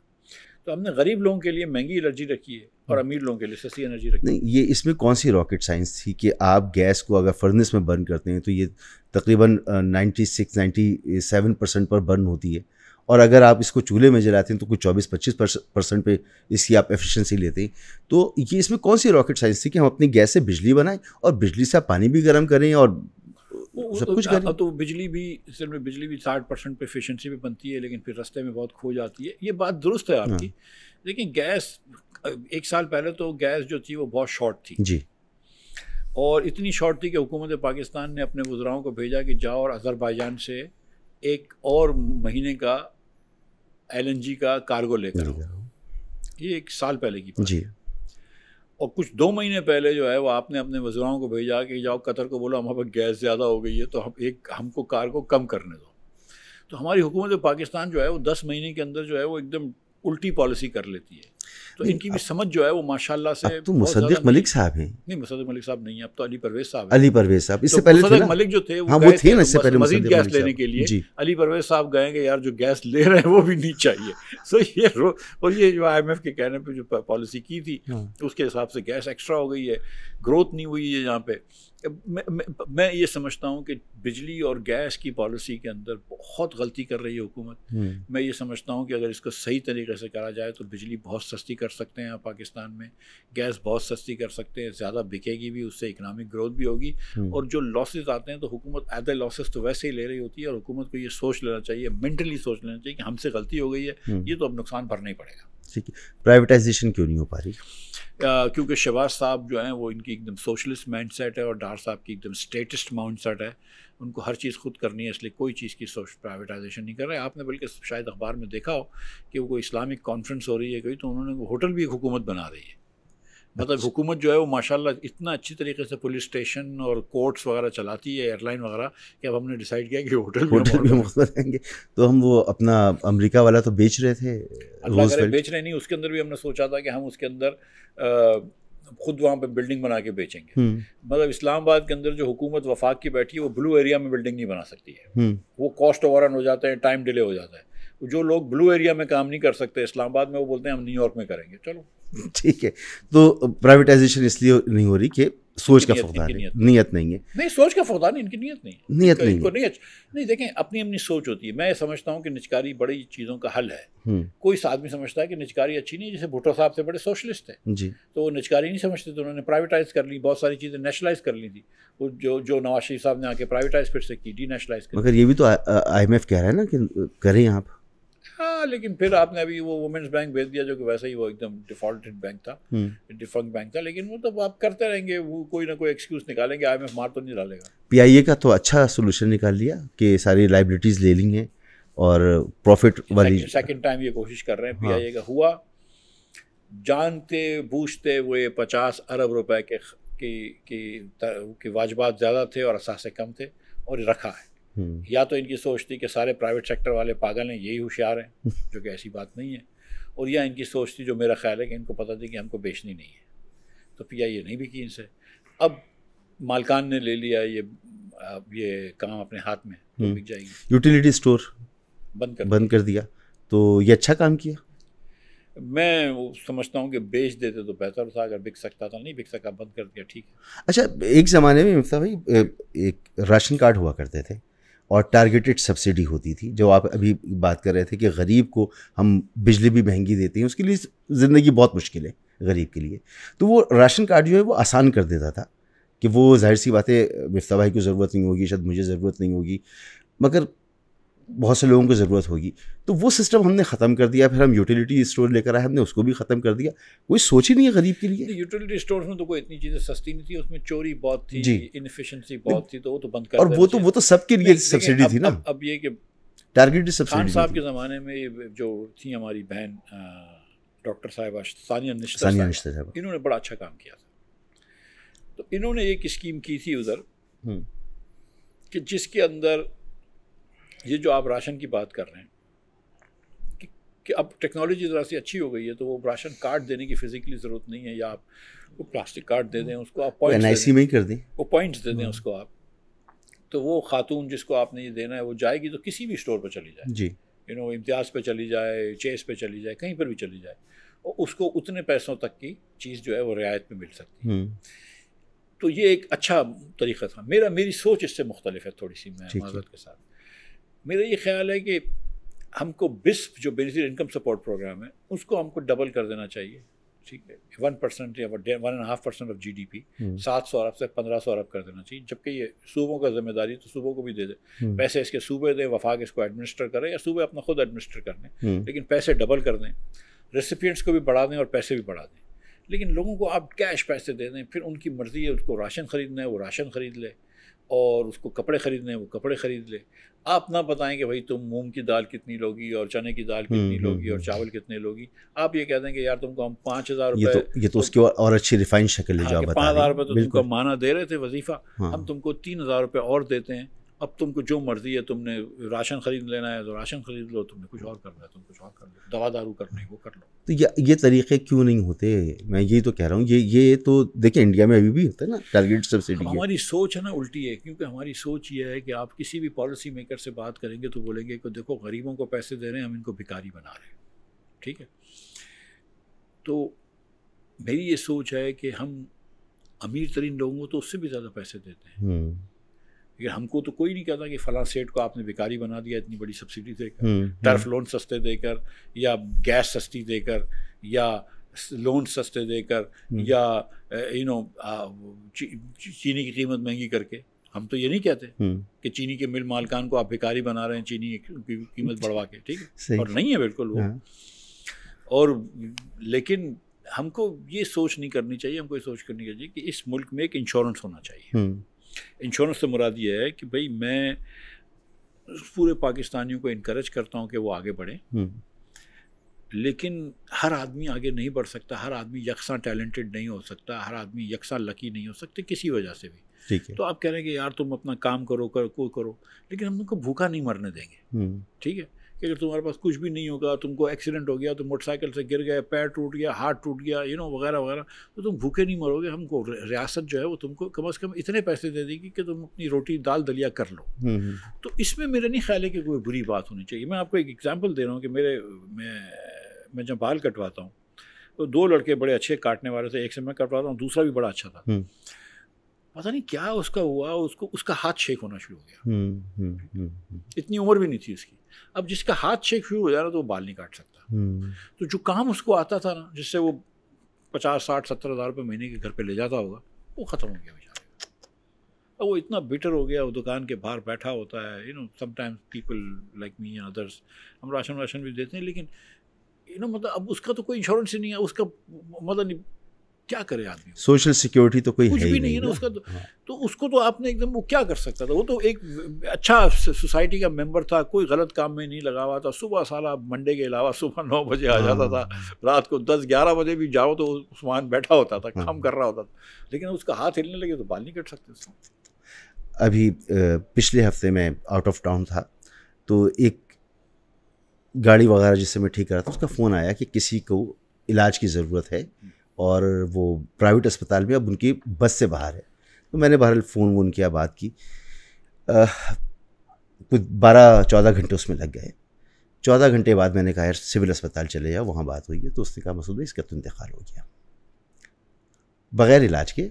अब मैं बात वहाँ पर कर रहा हूँ जहाँ पर सबसे ज़्यादा सेहत पे खर्च किया जाता है, सबसे ज़्यादा तालीम पे खर्च किया जाता है, और वहीं पर ये चीज़ें मौजूद नहीं हैं। Okay, so I will appreciate कि सिंध गवर्नमेंट जो है ना वो ट्रेशरी हेल्थ केयर पे, अस्पतालों पे पैसे खर्च कर रही है थोड़े से, ये करती है। मगर इसने मुराद अली शाह साहब ने कंट्रीब्यूशन की है। मगर लेकिन यहाँ पे भी मैं आपको बता दूँ कि कराची के अंदर, क्योंकि कराची बड़ा लकी शहर है कि यहाँ पे बहुत सारे पैसे वाले लोग रहते हैं जो बड़े दिल के मालिक भी हैं। तो यहाँ पे भी आप देखें कि जो सिविल हॉस्पिटल के अंदर, जिना के अंदर जो काम हो रहा होता है वो अक्सर मुखैर हज़रात कर रहे होते हैं, बिल्कुल। और इसके अलावा आप SIOT देख लें, आप इंडस देख लीजिए, तो ये बहुत सारे इदारे साहब जैसे लोग, डॉक्टर बारी जैसे लोग, बशीर फारूकी जैसे लोग, हमारे यहाँ तो ये फरिश्ते हैं। अगर कराची तो ख़त्म हो जाएगा इन लोग, ऐसे लोग ना हो।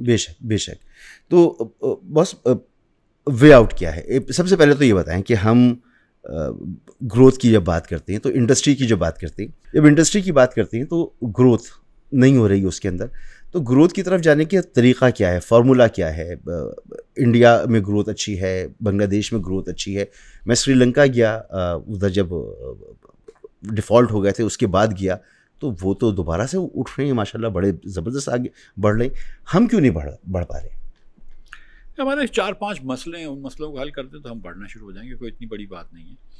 हमारी पॉपुलेशन बहुत तेज़ी से बढ़ती है, इस पर कोई काम नहीं है। 70, 75, 80 लाख बच्चे हर साल पैदा होते हैं। जिस मुल्क में 2 करोड़ 70 लाख बच्चे ऑलरेडी स्कूल में नहीं हो, उस मुल्क में अगर 80 लाख बच्चा पैदा हो जाएगा तो हम कैसे 4 साल बाद उसको स्कूल में डालना होगा ना, तो कैसे डालोगे? ऑलरेडी तुम्हारे पास 2 करोड़ 70 लाख बच्चा स्कूल के बाहर, तुम्हारे पास है ही नहीं, वसाइल ही नहीं है। पॉपुलेशन प्लानिंग पे कोई काम नहीं करते। जिस मुल्क में 40% बच्चा स्कूल नहीं जा रहा, उस मुल्क का कोई फ्यूचर नहीं है। मैं एकदम माजरत से कह रहा हूँ कि मैं और आप जितनी पॉडकास्टें कर लें, हमारे लोग प्लानिंग जितनी भी कर लें, हमारे वज़राए आला, वज़ीर आज़म जितनी मेहनत कर लें और जो भी यकसुई से नेक नियति से काम करें, कुछ भी नहीं होगा पाकिस्तान में अगर 40% बच्चा आपका स्कूल में नहीं होगा।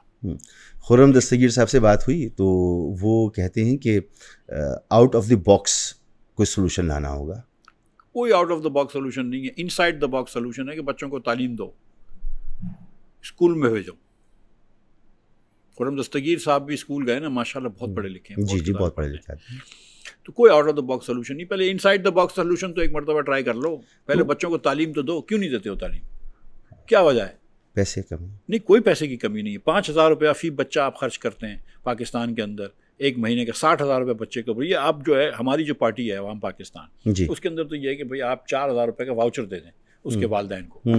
तुमको प्राइवेट स्कूल में भेजना है, तुम प्राइवेट स्कूल में भेजो। हुकूमत की स्कूल में रखना है तो वाउचर नहीं मिलेगा, हुकूमत की स्कूल में नहीं रखना तो 4,000 रुपये तुमको दे रहे हैं तो प्राइवेट स्कूल में दे देना। बिल्कुल सही। वो प्राइवेट स्कूल जो कि हुकूमत से रजिस्टर्ड हो और अप्रूव्ड हो, और फिर उनकी अगर फीस 7,000 है तो ऊपर से 3,000 आप दे दें, अगर 3,000 है तो हम 3,000 देंगे। लेकिन स्कूल को आप कहें कि तुमको 1,000 रुपये हम फी बच्चा और देंगे, बच्चे को सुबह नाश्ता दो।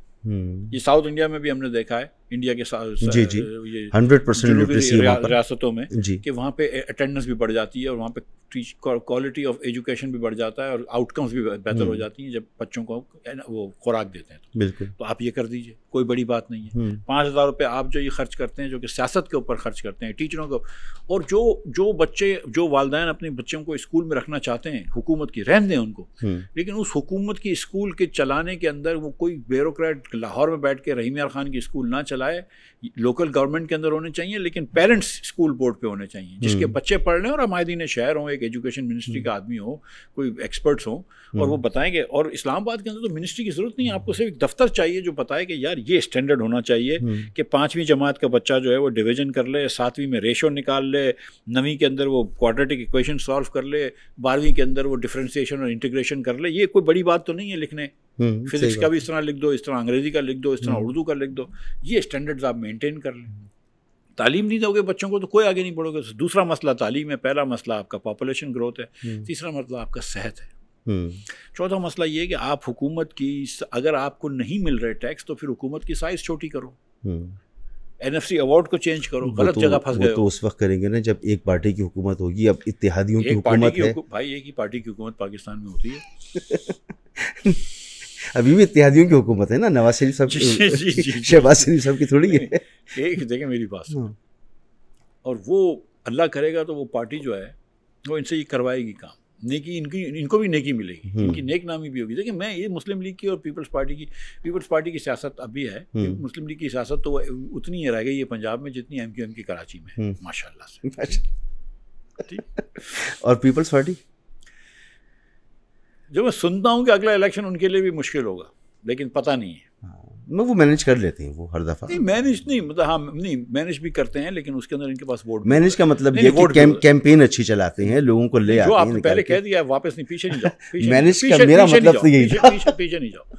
नहीं, लेकिन पीपल्स पार्टी की सपोर्ट है, जेन्युइन सपोर्ट। नो डाउट, ठीक है, जेन्युइन सपोर्ट है। ठीक है, जो बाकी MQM की भी जेन्युइन सपोर्ट है, तीसरे चौथे नंबर पे हर सीट पे आए। अच्छा, मेरे भाई हैं तो मैं मस्ती कर सकता हूँ, ठीक है।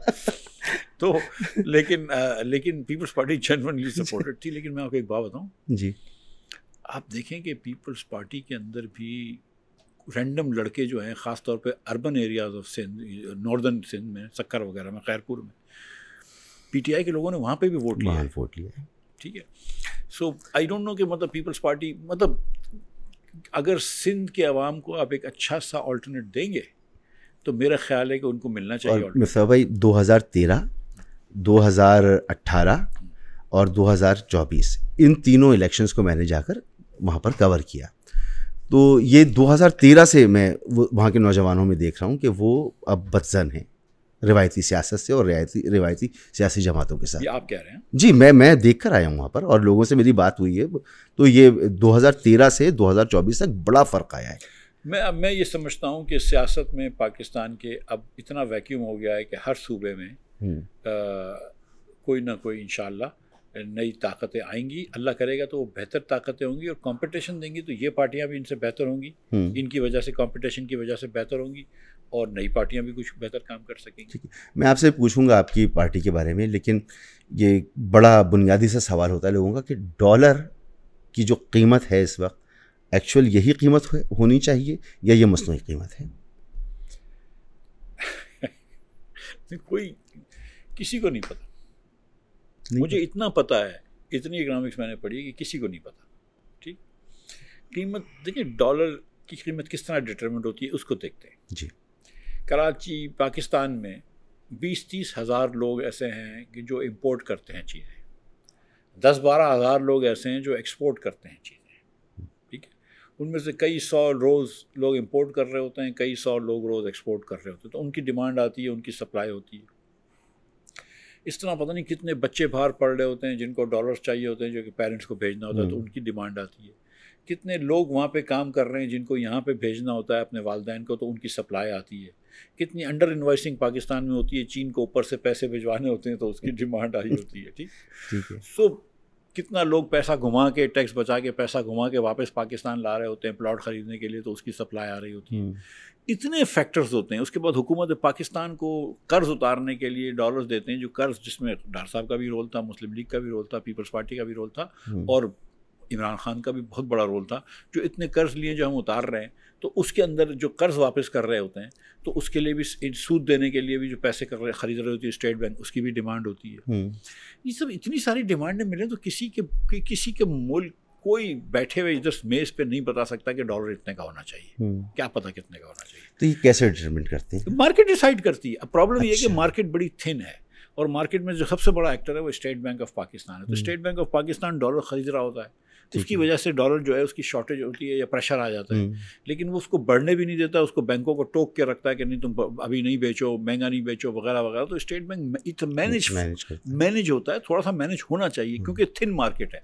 अगर इतनी छोटी मार्केट के अंदर अगर आप मैनेज नहीं करें, नंबर्स इतने ज़्यादा हैं लोगों के जो इंटरेक्शन करते हैं, लेकिन मार्केट छोटी है, तो मैनिपुलेट भी होती है मार्केट। ऑफ कोर्स होती है, मैनिपुलेट होती है। बैंक्स भी कर सकते हैं, स्टेट बैंक भी कर सकता है, और हमने देखा है दुनिया के अंदर, थाईलैंड में, मलेशिया में, साउथ अमेरिका के मुल्कों में, यूरोप के मुल्कों में, कि प्राइवेट सेक्टर के बड़े बड़े लोग मैनिपुलेट कर सकते हैं। हमारे यहाँ भी होता है। हमारे यहाँ इतना नहीं होता है, क्योंकि इतने बड़े लोग इसमें होते नहीं हैं इन्वॉल्व, लेकिन करेंसी ट्रेडर्स भी मैनिपुलेट करते हैं। तो इट्स वेरी डिफिकल्ट टू से कि what is the right price. It is almost not actually, but the price is के जो मार्केट में प्राइस है उसको सही मान लो। ठीक है, और उसको सही मान लोगे तो वो बस उस पर गुजारा कर लो। अब कर्ज़, इमरान खान ने जितना कर्ज़ लिया वो पाकिस्तान की तारीख़ में कभी नहीं लिया गया था, और अब जितना कर्ज़ लिया है वो इमरान खान से भी आप आगे चलेगा, बहुत आगे चलेगा। यानी कि जितना पाकिस्तान की तारीख़ में नहीं लिया गया था वो फिर आपने दोबारा ले लिया, तो अब अगला जो 5 साल आएंगे यही होगा। बिल्कुल यही होगा। यही बात इमरान खान साहब नहीं समझते थे 2013 में। इमरान खान साहब बहुत सारी और बातें भी नहीं समझते थे, लेकिन ये भी नहीं समझते थे। ठीक है जी, फौज से लड़ाई नहीं करनी चाहिए, ये भी एक बात। ये बात तो, और मैं मेरे पीटीआई के दोस्तों को बोलूँ कि मैं बड़ी इज्जत करता हूँ जिस तरह इमरान खान ने बहादुरी से झेल काटी है। तो मैं ये पहले कह दूं, इससे पहले कि आप मुझे बुरा भला कहें, लेकिन मैं ये कहना चाहता हूं, वो सब समझते हैं आप ज़रा विटी हैं और थोड़ा सा, लेकिन बहुत सारी समझदारी का फौतान इमरान खान साहब में भी था। और जिस तरह की वो बातें करते थे कि मैं IMF के पास नहीं जाऊंगा और मैं ये कर दूंगा, मैं वो कर दूंगा, ये सब बातें होती हैं। ठीक है, और जब उन्होंने इतना कर्ज लिया, फिर शहबाज शरीफ आए तो इतना कर्ज लिया, क्योंकि कर्ज वापस करना होता है जी। आप कर्ज लेते हैं कर्ज वापस करने के लिए, अब उसकी एक साइकिल है, और ये कब 2010 से कर्ज बढ़ गया है। 2010 में ऐसा क्या हुआ था कि जिसकी वजह से कर्ज बढ़ गया है? NFC अवार्ड किया आपने जाके सूबों को 57% पैसे दे दिए, फिर उसके बाद सिंध को थोड़े और मिलते हैं, पंजाब KP को थोड़े और मिलते हैं, फिर आज़ाद कश्मीर को, गिलगित बल्तिस्तान को और फाटा को पैसे देते हो। आप 62% पैसा जो वफाक कमाती है वो सूबे को दे देती है। तो अगर वफाक का 8,000 अरब रुपए का डेफिसिट था पिछले साल, तो इसको 8,000 और टैक्स नहीं लेना, इसको 20,000 टैक्स लेना है, क्योंकि 12 तो वफाक दे देगा। ठीक है, अब सिंध वालों को तो पता नहीं है कि हुकूमत को सिंध को कितने पैसे मिलते हैं, 3,500 अरब रुपया इनके पास होता है, लेकिन नज़र नहीं आता। पंजाब के अंदर ये कि 60-60 पेज के इश्तिहार होते हैं। कायद आज़म की भी इंस्टीट्यूट का आप नाम चेंज करके कोई और नाम रख लेते हैं या पता नहीं रखते रखते कुछ कर लेते हैं, ठीक है। ठीक है। तो लेकिन नोटों पे ये बात दुरुस्त नहीं है, ये बात दुरुस्त नहीं है। पंजाब के अंदर या कहीं पर भी 100 रुपए की नोट पे मरियम की फ़ोटो नहीं आई है, ये बात गलत है। नहीं, वो तो खिदमत पे यकीन होता है। मैंने ये एक डायरेक्शन देखी थी कि मस्जिद वहाँ पे है और उसकी मैंने बोर्ड पे देखी है, बाकी मैंने कचरे के ऊपर कभी नहीं तस्वीर देखी। अपने कचरे की ठेले के ऊपर है, ठेले पर है, ठेले पर है, हर ठेले पे। और अच्छा, हमारे जो पॉलिटिशियंस उनको बड़ा अच्छा भी लगता है कि इमरान खान साहब की तस्वीर कोई साफ कर रहा है। आता है ना, आप भी जब आपका जो 24 वाले इश्तिहार देते हैं तो उसमें आपका शो देखें तो वो नहीं आपका तस्वीर लगाते हैं। हाँ, तो मैं तो शो है ना, मेरा तो शो है ना, तो इनका भी शो है।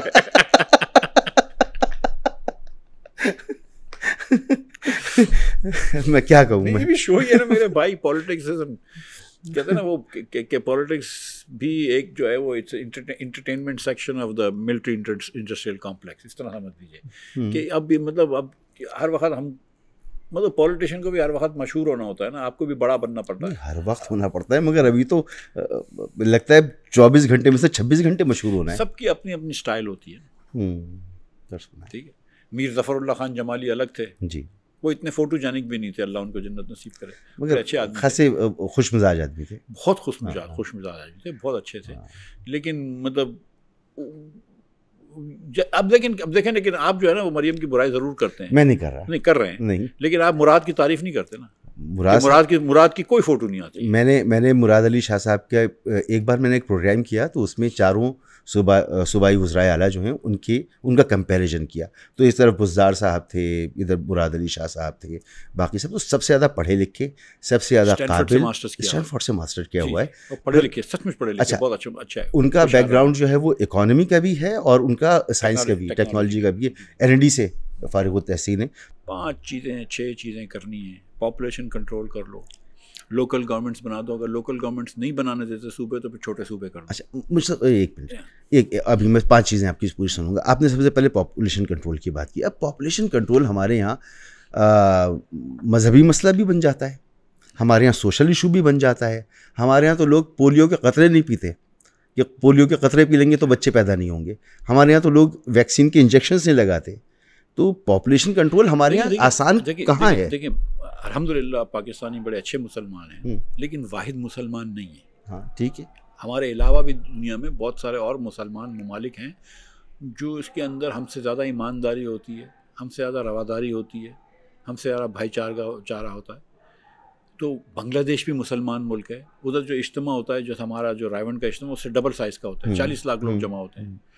बांग्लादेश के अलावा इजिप्ट भी मुसलमान मुल्क है, जॉर्डन भी मुसलमान मुल्क है, हम उनको माने कि ना माने, सऊदी अरब भी मुसलमान मुल्क है, ठीक है। जिस मुल्क को ज़रूरत पड़ी है पॉपुलेशन कंट्रोल की, सब ने कर लिया है। कोई भी इस्लाम का किला नहीं है, सिर्फ पाकिस्तान नहीं। अब इसी इस्लाम का किला तो पाकिस्तान को भी मैं नहीं मानता हूँ, आप ना माने, मगर इसकी वजह मैं आपको बताऊँ कि इस्लाम को इन किलों की ज़रूरत नहीं है, ठीक है। पाकिस्तान को बने हुए 1370 साल हुए हैं, इस्लाम को आए हुए 1450 साल हो गए। तो पहले जो है वो इस पाकिस्तान से पहले जो 1300 साढ़े 1300 साल थे, वो इस्लाम का किला कौन चला रहा था? किला तो था नहीं, तो इस्लाम कैसे चल रहा था? ये जो मौलवी साहिबान हमेशा बोलते हैं कि इस्लाम ख़तरे में आ जाएगा, तो तुम्हारे पैदा होने से पहले क्या हो रहा था?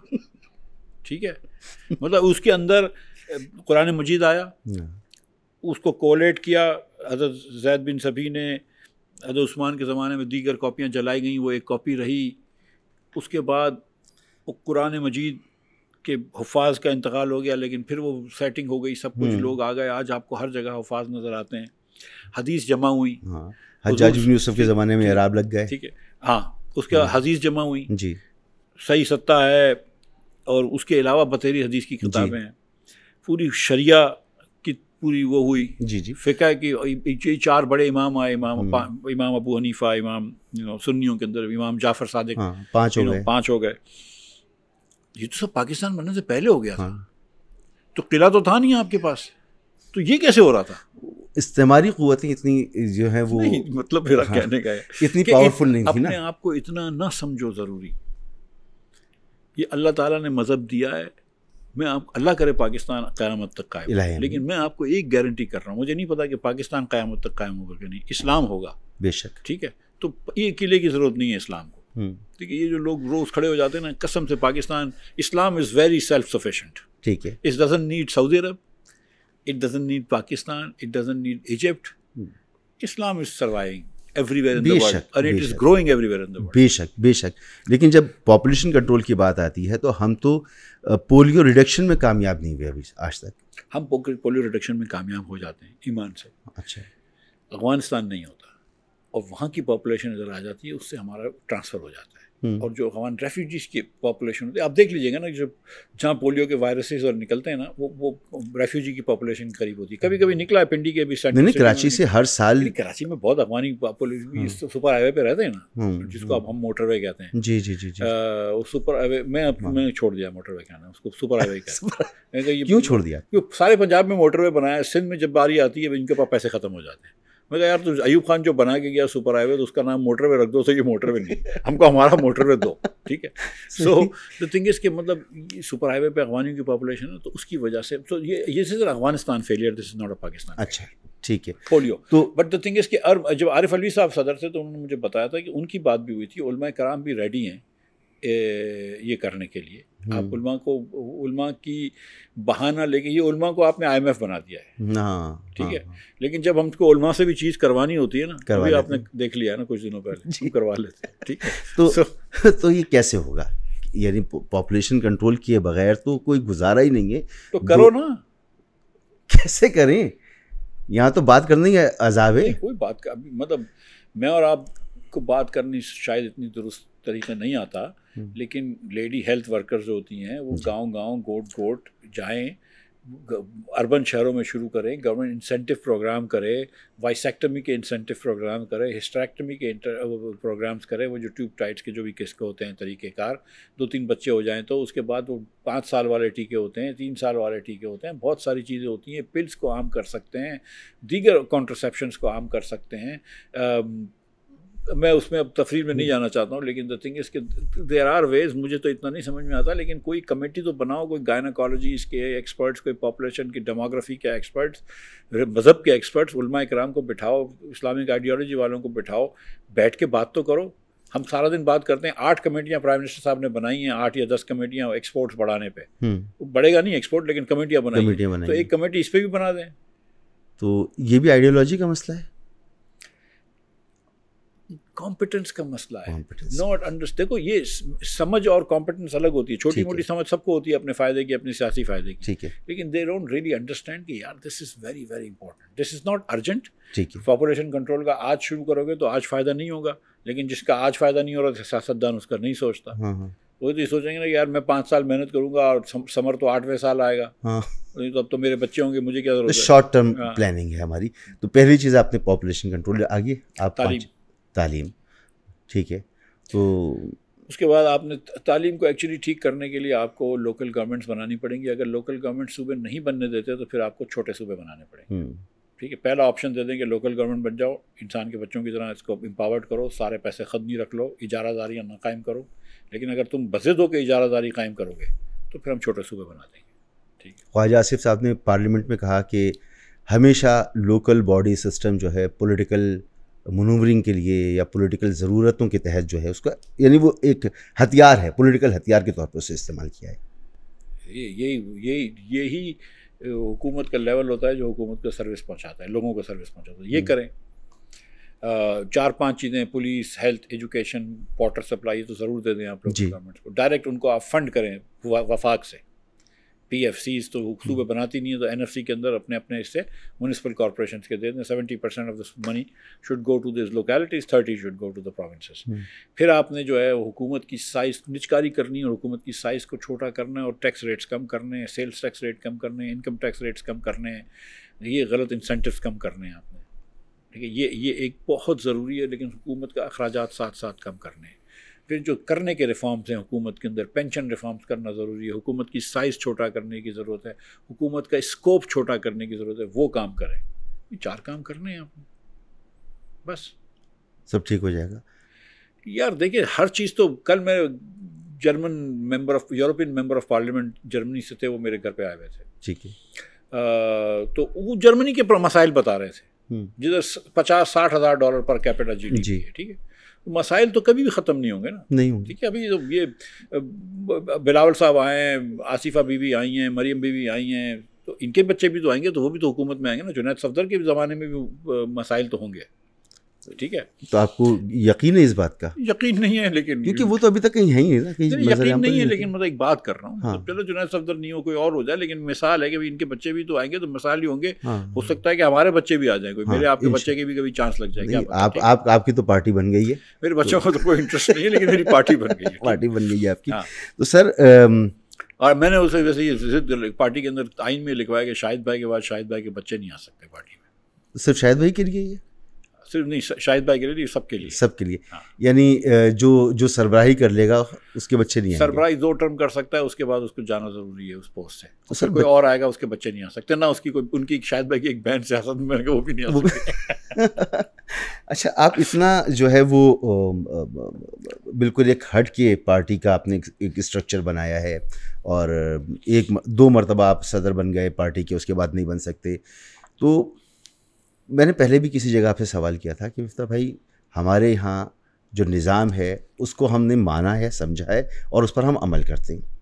हमारे यहाँ शुरू से हाइब्रिड निज़ाम है, कम से कम जब से बेनज़ीर भुट्टो साहब आएंगे, तो उस वक्त से अगर देख लें तो जब से आएंगे एक हाइब्रिड निज़ाम है, हमने उसको माना है। इलेक्शन इसी तरह से होते हैं, कभी कम कभी ज़्यादा, हमने इसको माना है। तमाम पार्टियों ने इसी तरह से हुकूमतें बनाई हैं, इसी तरह से इलेक्शन लड़े, और जब वो अपोजिशन में होती हैं तो वो उसके अगेंस्ट बात करती हैं, हुकूमत में आती हैं तो इसे तस्लीम करती हैं। तो यही सिस्टम है। आप इस वक्त क्योंकि कहीं नहीं है, तो आप इस निज़ाम के ख़िलाफ़ हैं? तो पहले कामरान भाई ने ट्रेनिंग बेस्ट की है आपकी।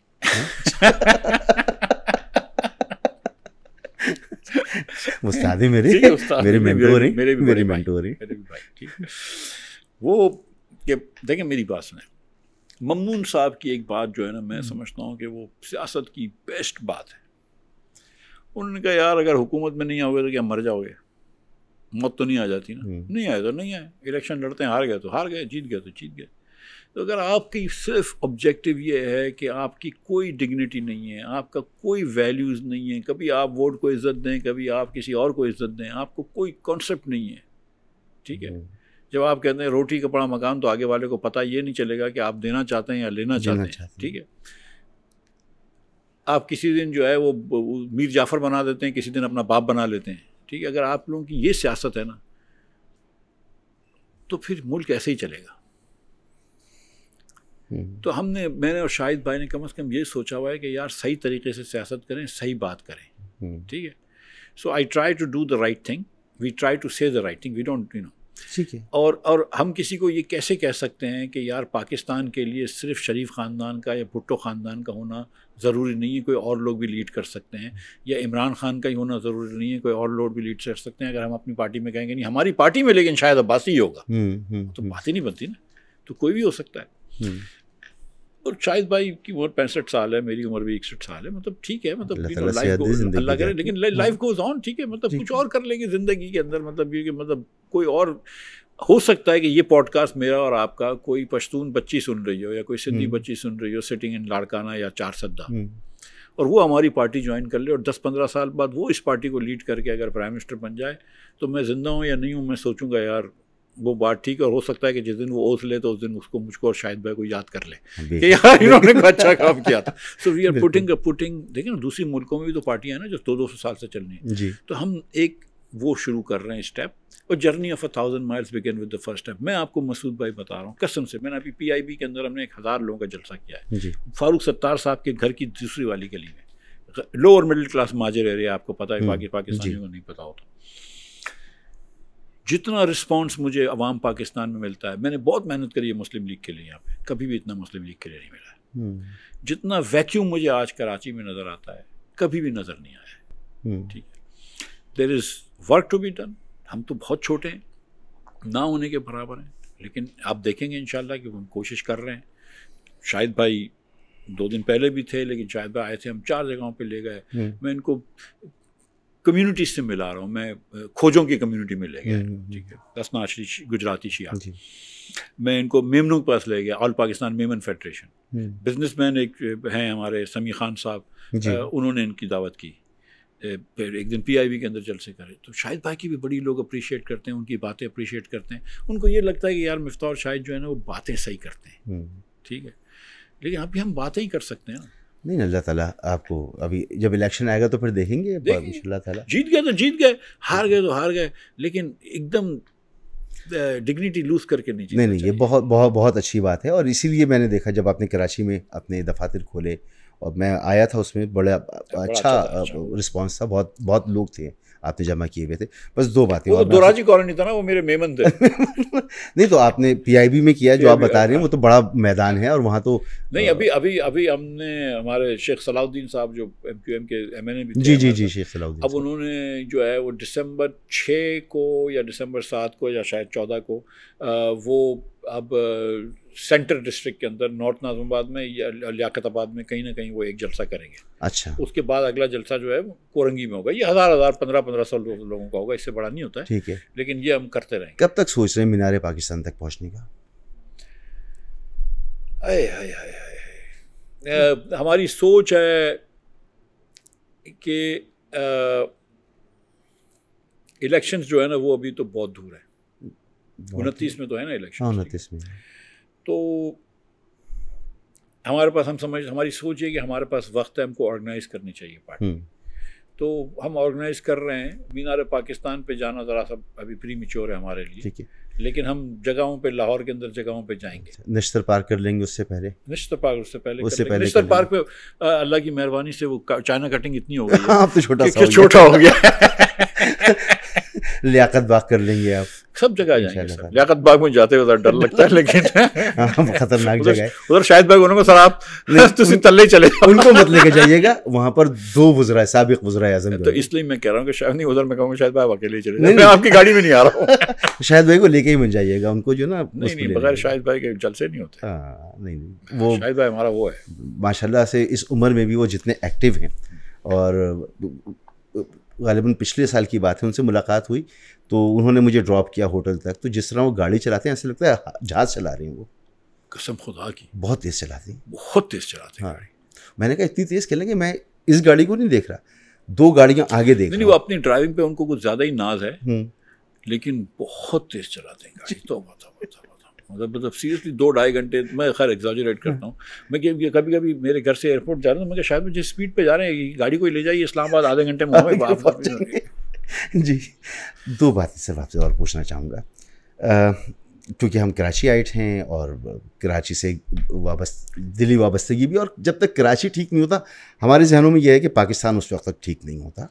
तो पीपल्स पार्टी क्या करती है, क्या नहीं करती, वफाकी हुकूमत क्या करती है, क्या नहीं करती, हमारे मुल्क का एक सिस्टम तो है ना, वो एक जो जिसे हम इस्टेब्लिशमेंट कहते हैं, तो वो क्या कर सकती है, उसको तो कुछ ना कुछ करना चाहिए। अब SIFC भी है, सारी चीज़ें, जब इकोनॉमी में आप आए रहे हैं तो फिर कराची को कब तक आप ठीक करेंगे? अच्छा देखें, एक ये जो कराची आइट हो के ना हो, मतलब मैं लाहौर में भी बहुत अरसे रहा हूँ, मेरे बहुत दोस्त हैं लाहौर में, मेरा घर भी इस्लामाबाद में भी मेरा घर है। So I mean I love all 3 cities seriously. The thing is that ये वाले मसाइल कहीं नहीं है ना? नहीं, ठीक है, दिस इज ट्रू। जब भी पाकिस्तान की मईशत चलेगी ना 6%, तो कराची की 8% उस साल ग्रोथ हो जाएगी, ठीक है। ऑल्टरनेटिवली आप इस तरह सोचिए कि पाकिस्तान में 6% कंसिस्टेंट ग्रोथ लाने के लिए कराची में 8% ग्रोथ लानी पड़ेगी, ठीक है। इस तरह भी सोच लीजिए, कराची में 8% ग्रोथ लाने के लिए आपको क्या करना पड़ेगा? तो आपको एक लॉ एंड ऑर्डर तो ठीक करना पड़ेगा, लेकिन बेसिक सिविक सर्विसेज ठीक करनी पड़ेंगी। कराची के अंदर आपके पास बसें ही नहीं है, पब्लिक ट्रांसपोर्ट में बसें ही नहीं है, बसें ख़त्म हो गई, आएंगी ना, नई बसें आएंगी। नहीं, वो थोड़ी बहुत 25-50 नहीं, मतलब हज़ारों बसें होनी चाहिए ना, जहाँ पे आपको इंसेंटिव पैकेज दे दें तो प्राइवेट सेक्टर के लोग बसें डाल देंगे। 4-4 साल से ये रोड खुदे हुए हैं, यूनिवर्सिटी रोड है, करीमाबाद का रोड है, एंड ऑल दैट स्टफ। ऐसा नहीं हो सकता कि आज के दौर में 60% शहर में पानी ना हो, किसी शहर में नहीं होता। लेकिन जो कराची के लोग जो नहीं सोचते, और सोचना चाहिए माजरत के साथ, वो ये है कि यार कराची जो है ना अब भी अमीर शहर है। तो कराची में अगर आप सुबह मूंगफली लेके भी निकलेंगे ना 1000 रुपए की, तो रात को आएंगे तो 3000 रुपये घर पे लेके आएंगे। सही। आप ये बलूचिस्तान और सिंध में, इंटीरियर सिंध में नहीं कर सकते, ठीक है। उधर कोई रोज़गार ही नहीं है। कराची में कम से कम रोज़गार है, अगर थोड़ी सी आप मेहनत करना चाहते हैं तो मोस्टली भूखे नहीं मरेंगे। लेकिन अगर इसके ऊपर थोड़ा सा सरपरस्ती कर ली जाए कराची की, जो कराची को कोई ओन करे। हाफिज़ नईम ने कोशिश करी लेकिन अब वो मंसूरा चले गए। और हम तो, मैं और सलाउद्दीन तो सारा दिन ये सोचते रहते हैं, नासिर भाई हमारे साथ, नासिर महमूद साहब, कि हम कराची की ये बात करेंगे कि यार कराची का ट्रांसपोर्ट ठीक करो। यू नो, ये हम ट्राम चलती थी मेरे बचपन में जी, बसें डबल डेकर बस भी होती थी, यू नो सिंगल डेकर बसें होती थी, उधर से कम कम होते होते मिनी बस होती थी। फिर X12 मेरे ख्याल से मैं कॉलेज से जाता था, 11B होती थी एक, आजम जी साइंस कॉलेज से मुझे घर पे लेके आती थी। अब हम आ गए हैं चिंचियों पे। अच्छा, वो जो बसें थी ना 1960 वाली, वो आज तक चल रही हैं? जी जी जी, वो चल रही है। अच्छा, वो ट्राम, अब चिंचियों पर आ गए, ट्राम पर मुझे याद आया, ट्राम में बड़ा शौक था, देखता था, लिस्बन गया, वहाँ बैठा मैं उसमें ट्राम में। चलो, वहाँ पर भी चल रही है। हाँ, अभी मतलब, तक। तो सो थिंग इज कि मतलब हम चिंची पे आ गए जी, जैसे कि सर्कुलर रेलवे ख़त्म हो गई, हालांकि भुट्टो साहब ने शुरू की थी लेकिन ख़त्म हो गई। कोई बड़ी बात नहीं है इसको चलाने के लिए, लेकिन कोई करता ही नहीं है, नोबडी केयर्स।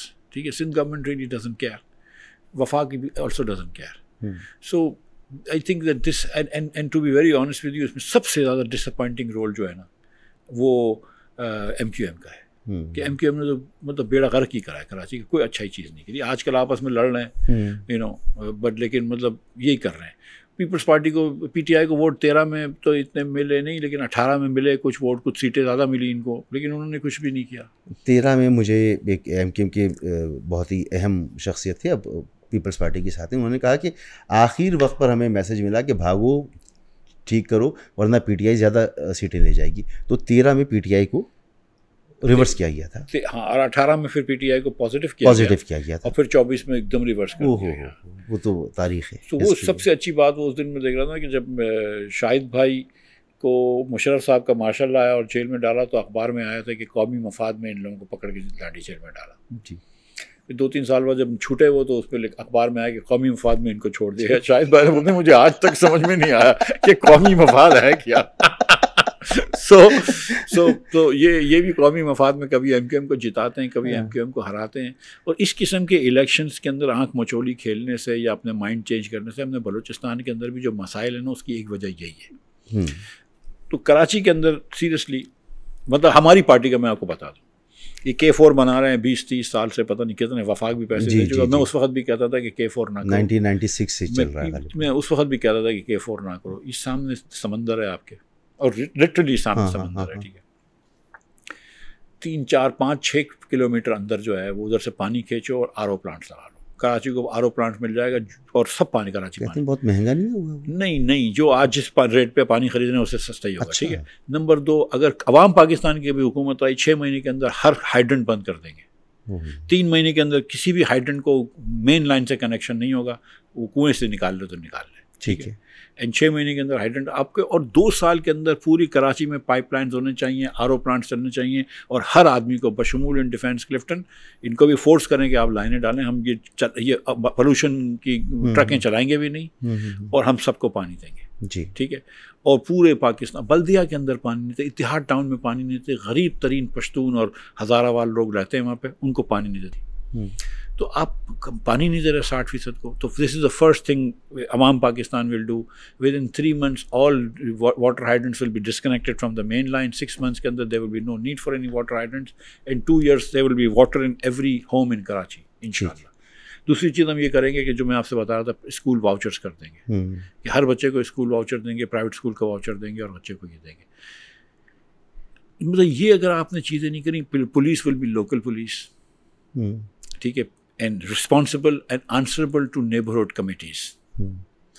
जो हुकूमत की पब्लिक स्कूल होगी, they will be answerable to the local communities. Government hospitals will be stocked with medicine, not with infections. ये चीज़ें बेसिक कर लेंगे इंशाल्लाह, हम आपको करके दिखाएंगे अगर अल्लाह ने कभी हमको मौका दिया। ठीक है, तो कोई रोड मैप होगा, कोई जहन में होगा कि 29 तक आप कर लेंगे, या आपको लगता है? 29 में तो मैं वफाक के इलेक्शंस की बात कर रहा था, ये लोकल बॉडीज़ के पहले इलेक्शन हो गए ना। मैं देखें, जो बड़ी उम्मीद की किरण है ना इस वक्त, वो मेरे दोस्त के बेटे एहसन इकबाल साहब के बेटे अहमद एहसन इकबाल ने कुछ 4-5 दिन पहले एक रेजोल्यूशन पेश किया है, अली हैदर गिलानी, यूसुफ रज़ा गिलानी साहब के बेटे के साथ मिलकर, जो पीपल्स पार्टी के पार्लियामेंट्री लीडर हैं। और इन्होंने कहा है वफाक को कि यार आप एक मुस्बत आईनी चैप्टर लिख दें जो लोकल गवर्नमेंट्स के ऊपर, क्योंकि ये और जो इससे भी अच्छा है जो पंजाब गवर्नमेंट का तो लोकल गवर्नमेंट लॉ बेकार है, और वो बड़ा अच्छा एक लॉ कहते हैं कि वो हो जाना चाहिए। उसके अंदर मैं थोड़ा सा अमेंडमेंट चाहता हूँ कि PFC, क्योंकि सूबे की हुकूमतें नहीं बनाती प्रोविंशियल फाइनेंस कमीशन, तो NFC के अंदर जो पैसे हैं वो डायरेक्ट सूबों को, शहरों को मिले। ठीक है, 70% या कुछ, ये अगर एक अमेंडमेंट कर लेता है। और अब मैंने सुना है कि दूसरी असम्बलियाँ भी ये में बात चल रही है, क्योंकि पीपल्स पार्टी, PTI और मुस्लिम लीग तीनों ने वोट दिया है, ठीक है। और मलिक अहमद ने इसको स्टेयर किया है, जो स्पीकर है जी, बहुत अच्छे आदमी है। तो इंशाल्लाह अगर ये हो जाता है, और अगर हम 27वीं तरमीम जो भी हो या 28वीं हो जाए, या जो इनकी मर्ज़ी नंबर ये डाल दें, ठीक है, तो ये अगर 27वीं तरमीम में अगर ये हो जाती है लोकल बॉडीज़, तो फिर local bodies will become important. People MNA नहीं बनेंगे, मेयर बनना है। और हुआ था ऐसा मुशर्रफ दौर में, बिल्कुल हुआ था, और ये हो जाना चाहिए। कोई ज़रूरी नहीं है कि लाहौर के अंदर या पेशावर में या कोयटे में या कराची में एक एक ख़ानदान या एक एक पार्टी की इजारादारी हो। आप लोगों को अपनी हुकूमत उनके दहलीज पे दें। अगले 5 साल में पाकिस्तान की सियासत में क्या देख रहे हैं? नवाज शरीफ साहब वापस आएंगे? नहीं आएंगे? शहबाज शरीफ साहब भी कंटिन्यू करते नजर आ रही?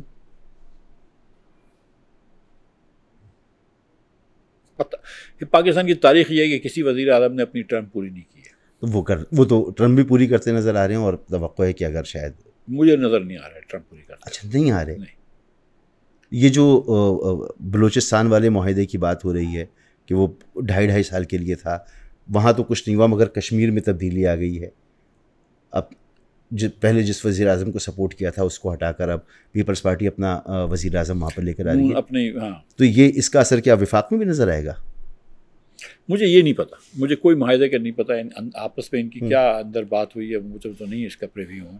लेकिन मैं ये सिर्फ तारीख को देख के ये कह रहा हूँ। अच्छा। कि पाकिस्तान की तारीख ये कहती है किसी वज़ीर आज़म ने जो कि इलेक्टेड भी हो काफ़ी अक्सरियत से, उसने भी अपनी टर्म पूरी नहीं की। ठीक है, आपकी सियासी बसीरत का फ़ायदा उठाते हुए बिलावल को आप कब देख रहे हैं वज़ीर आज़म?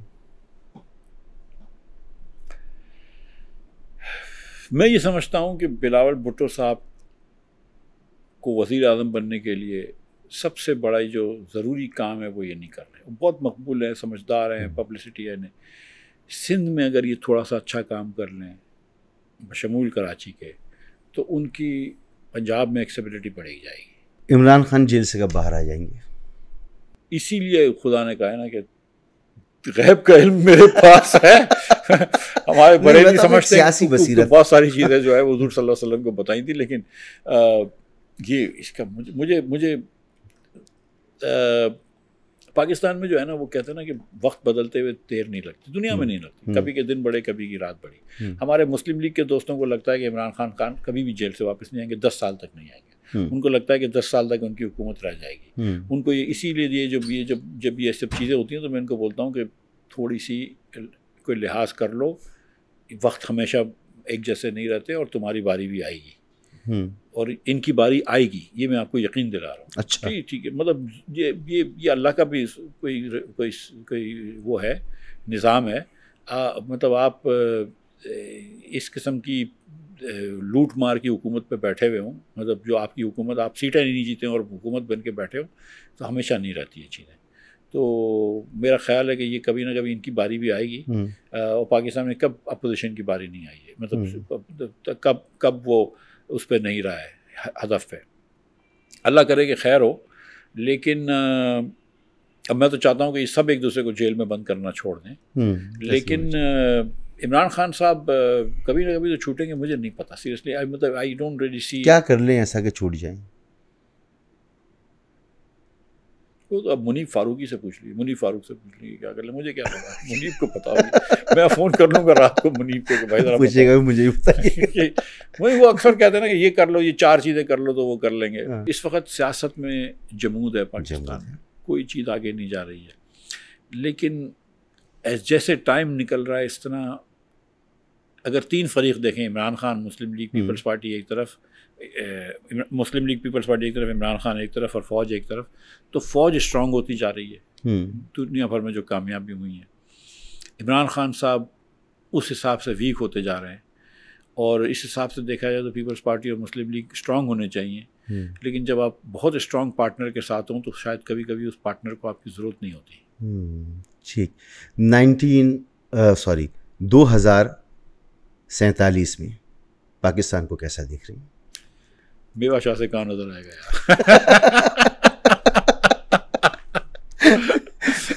मसलन गवर्नमेंट ने प्लान भी बनाना है ना 2047 मैं का। तो मेवा शाह में ही होऊंगा ना, मुझे क्या अल्लाह ना करे, नहीं, अल्लाह आपको तो सेहत दे, जिंदगी दे।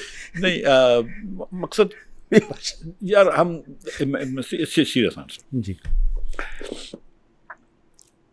2047 में पाकिस्तान वहाँ नहीं होगा जहाँ पे कायद आज़म 1947 में सोच रहे थे पाकिस्तान होना। और ये मेरे लिए और आपके लिए और हम सब मिनहासल कौम पाकिस्तानियों के लिए शर्म की बात है कि एक इतना अच्छा मुल्क जो कि जिसका अल्लामा इकबाल ने ख्वाब देखा, कायद आज़म ने इसको शर्मिंदा ताबीर किया, उसको हम वहाँ नहीं लेके जा सके जहाँ हम ले जा सकते हैं।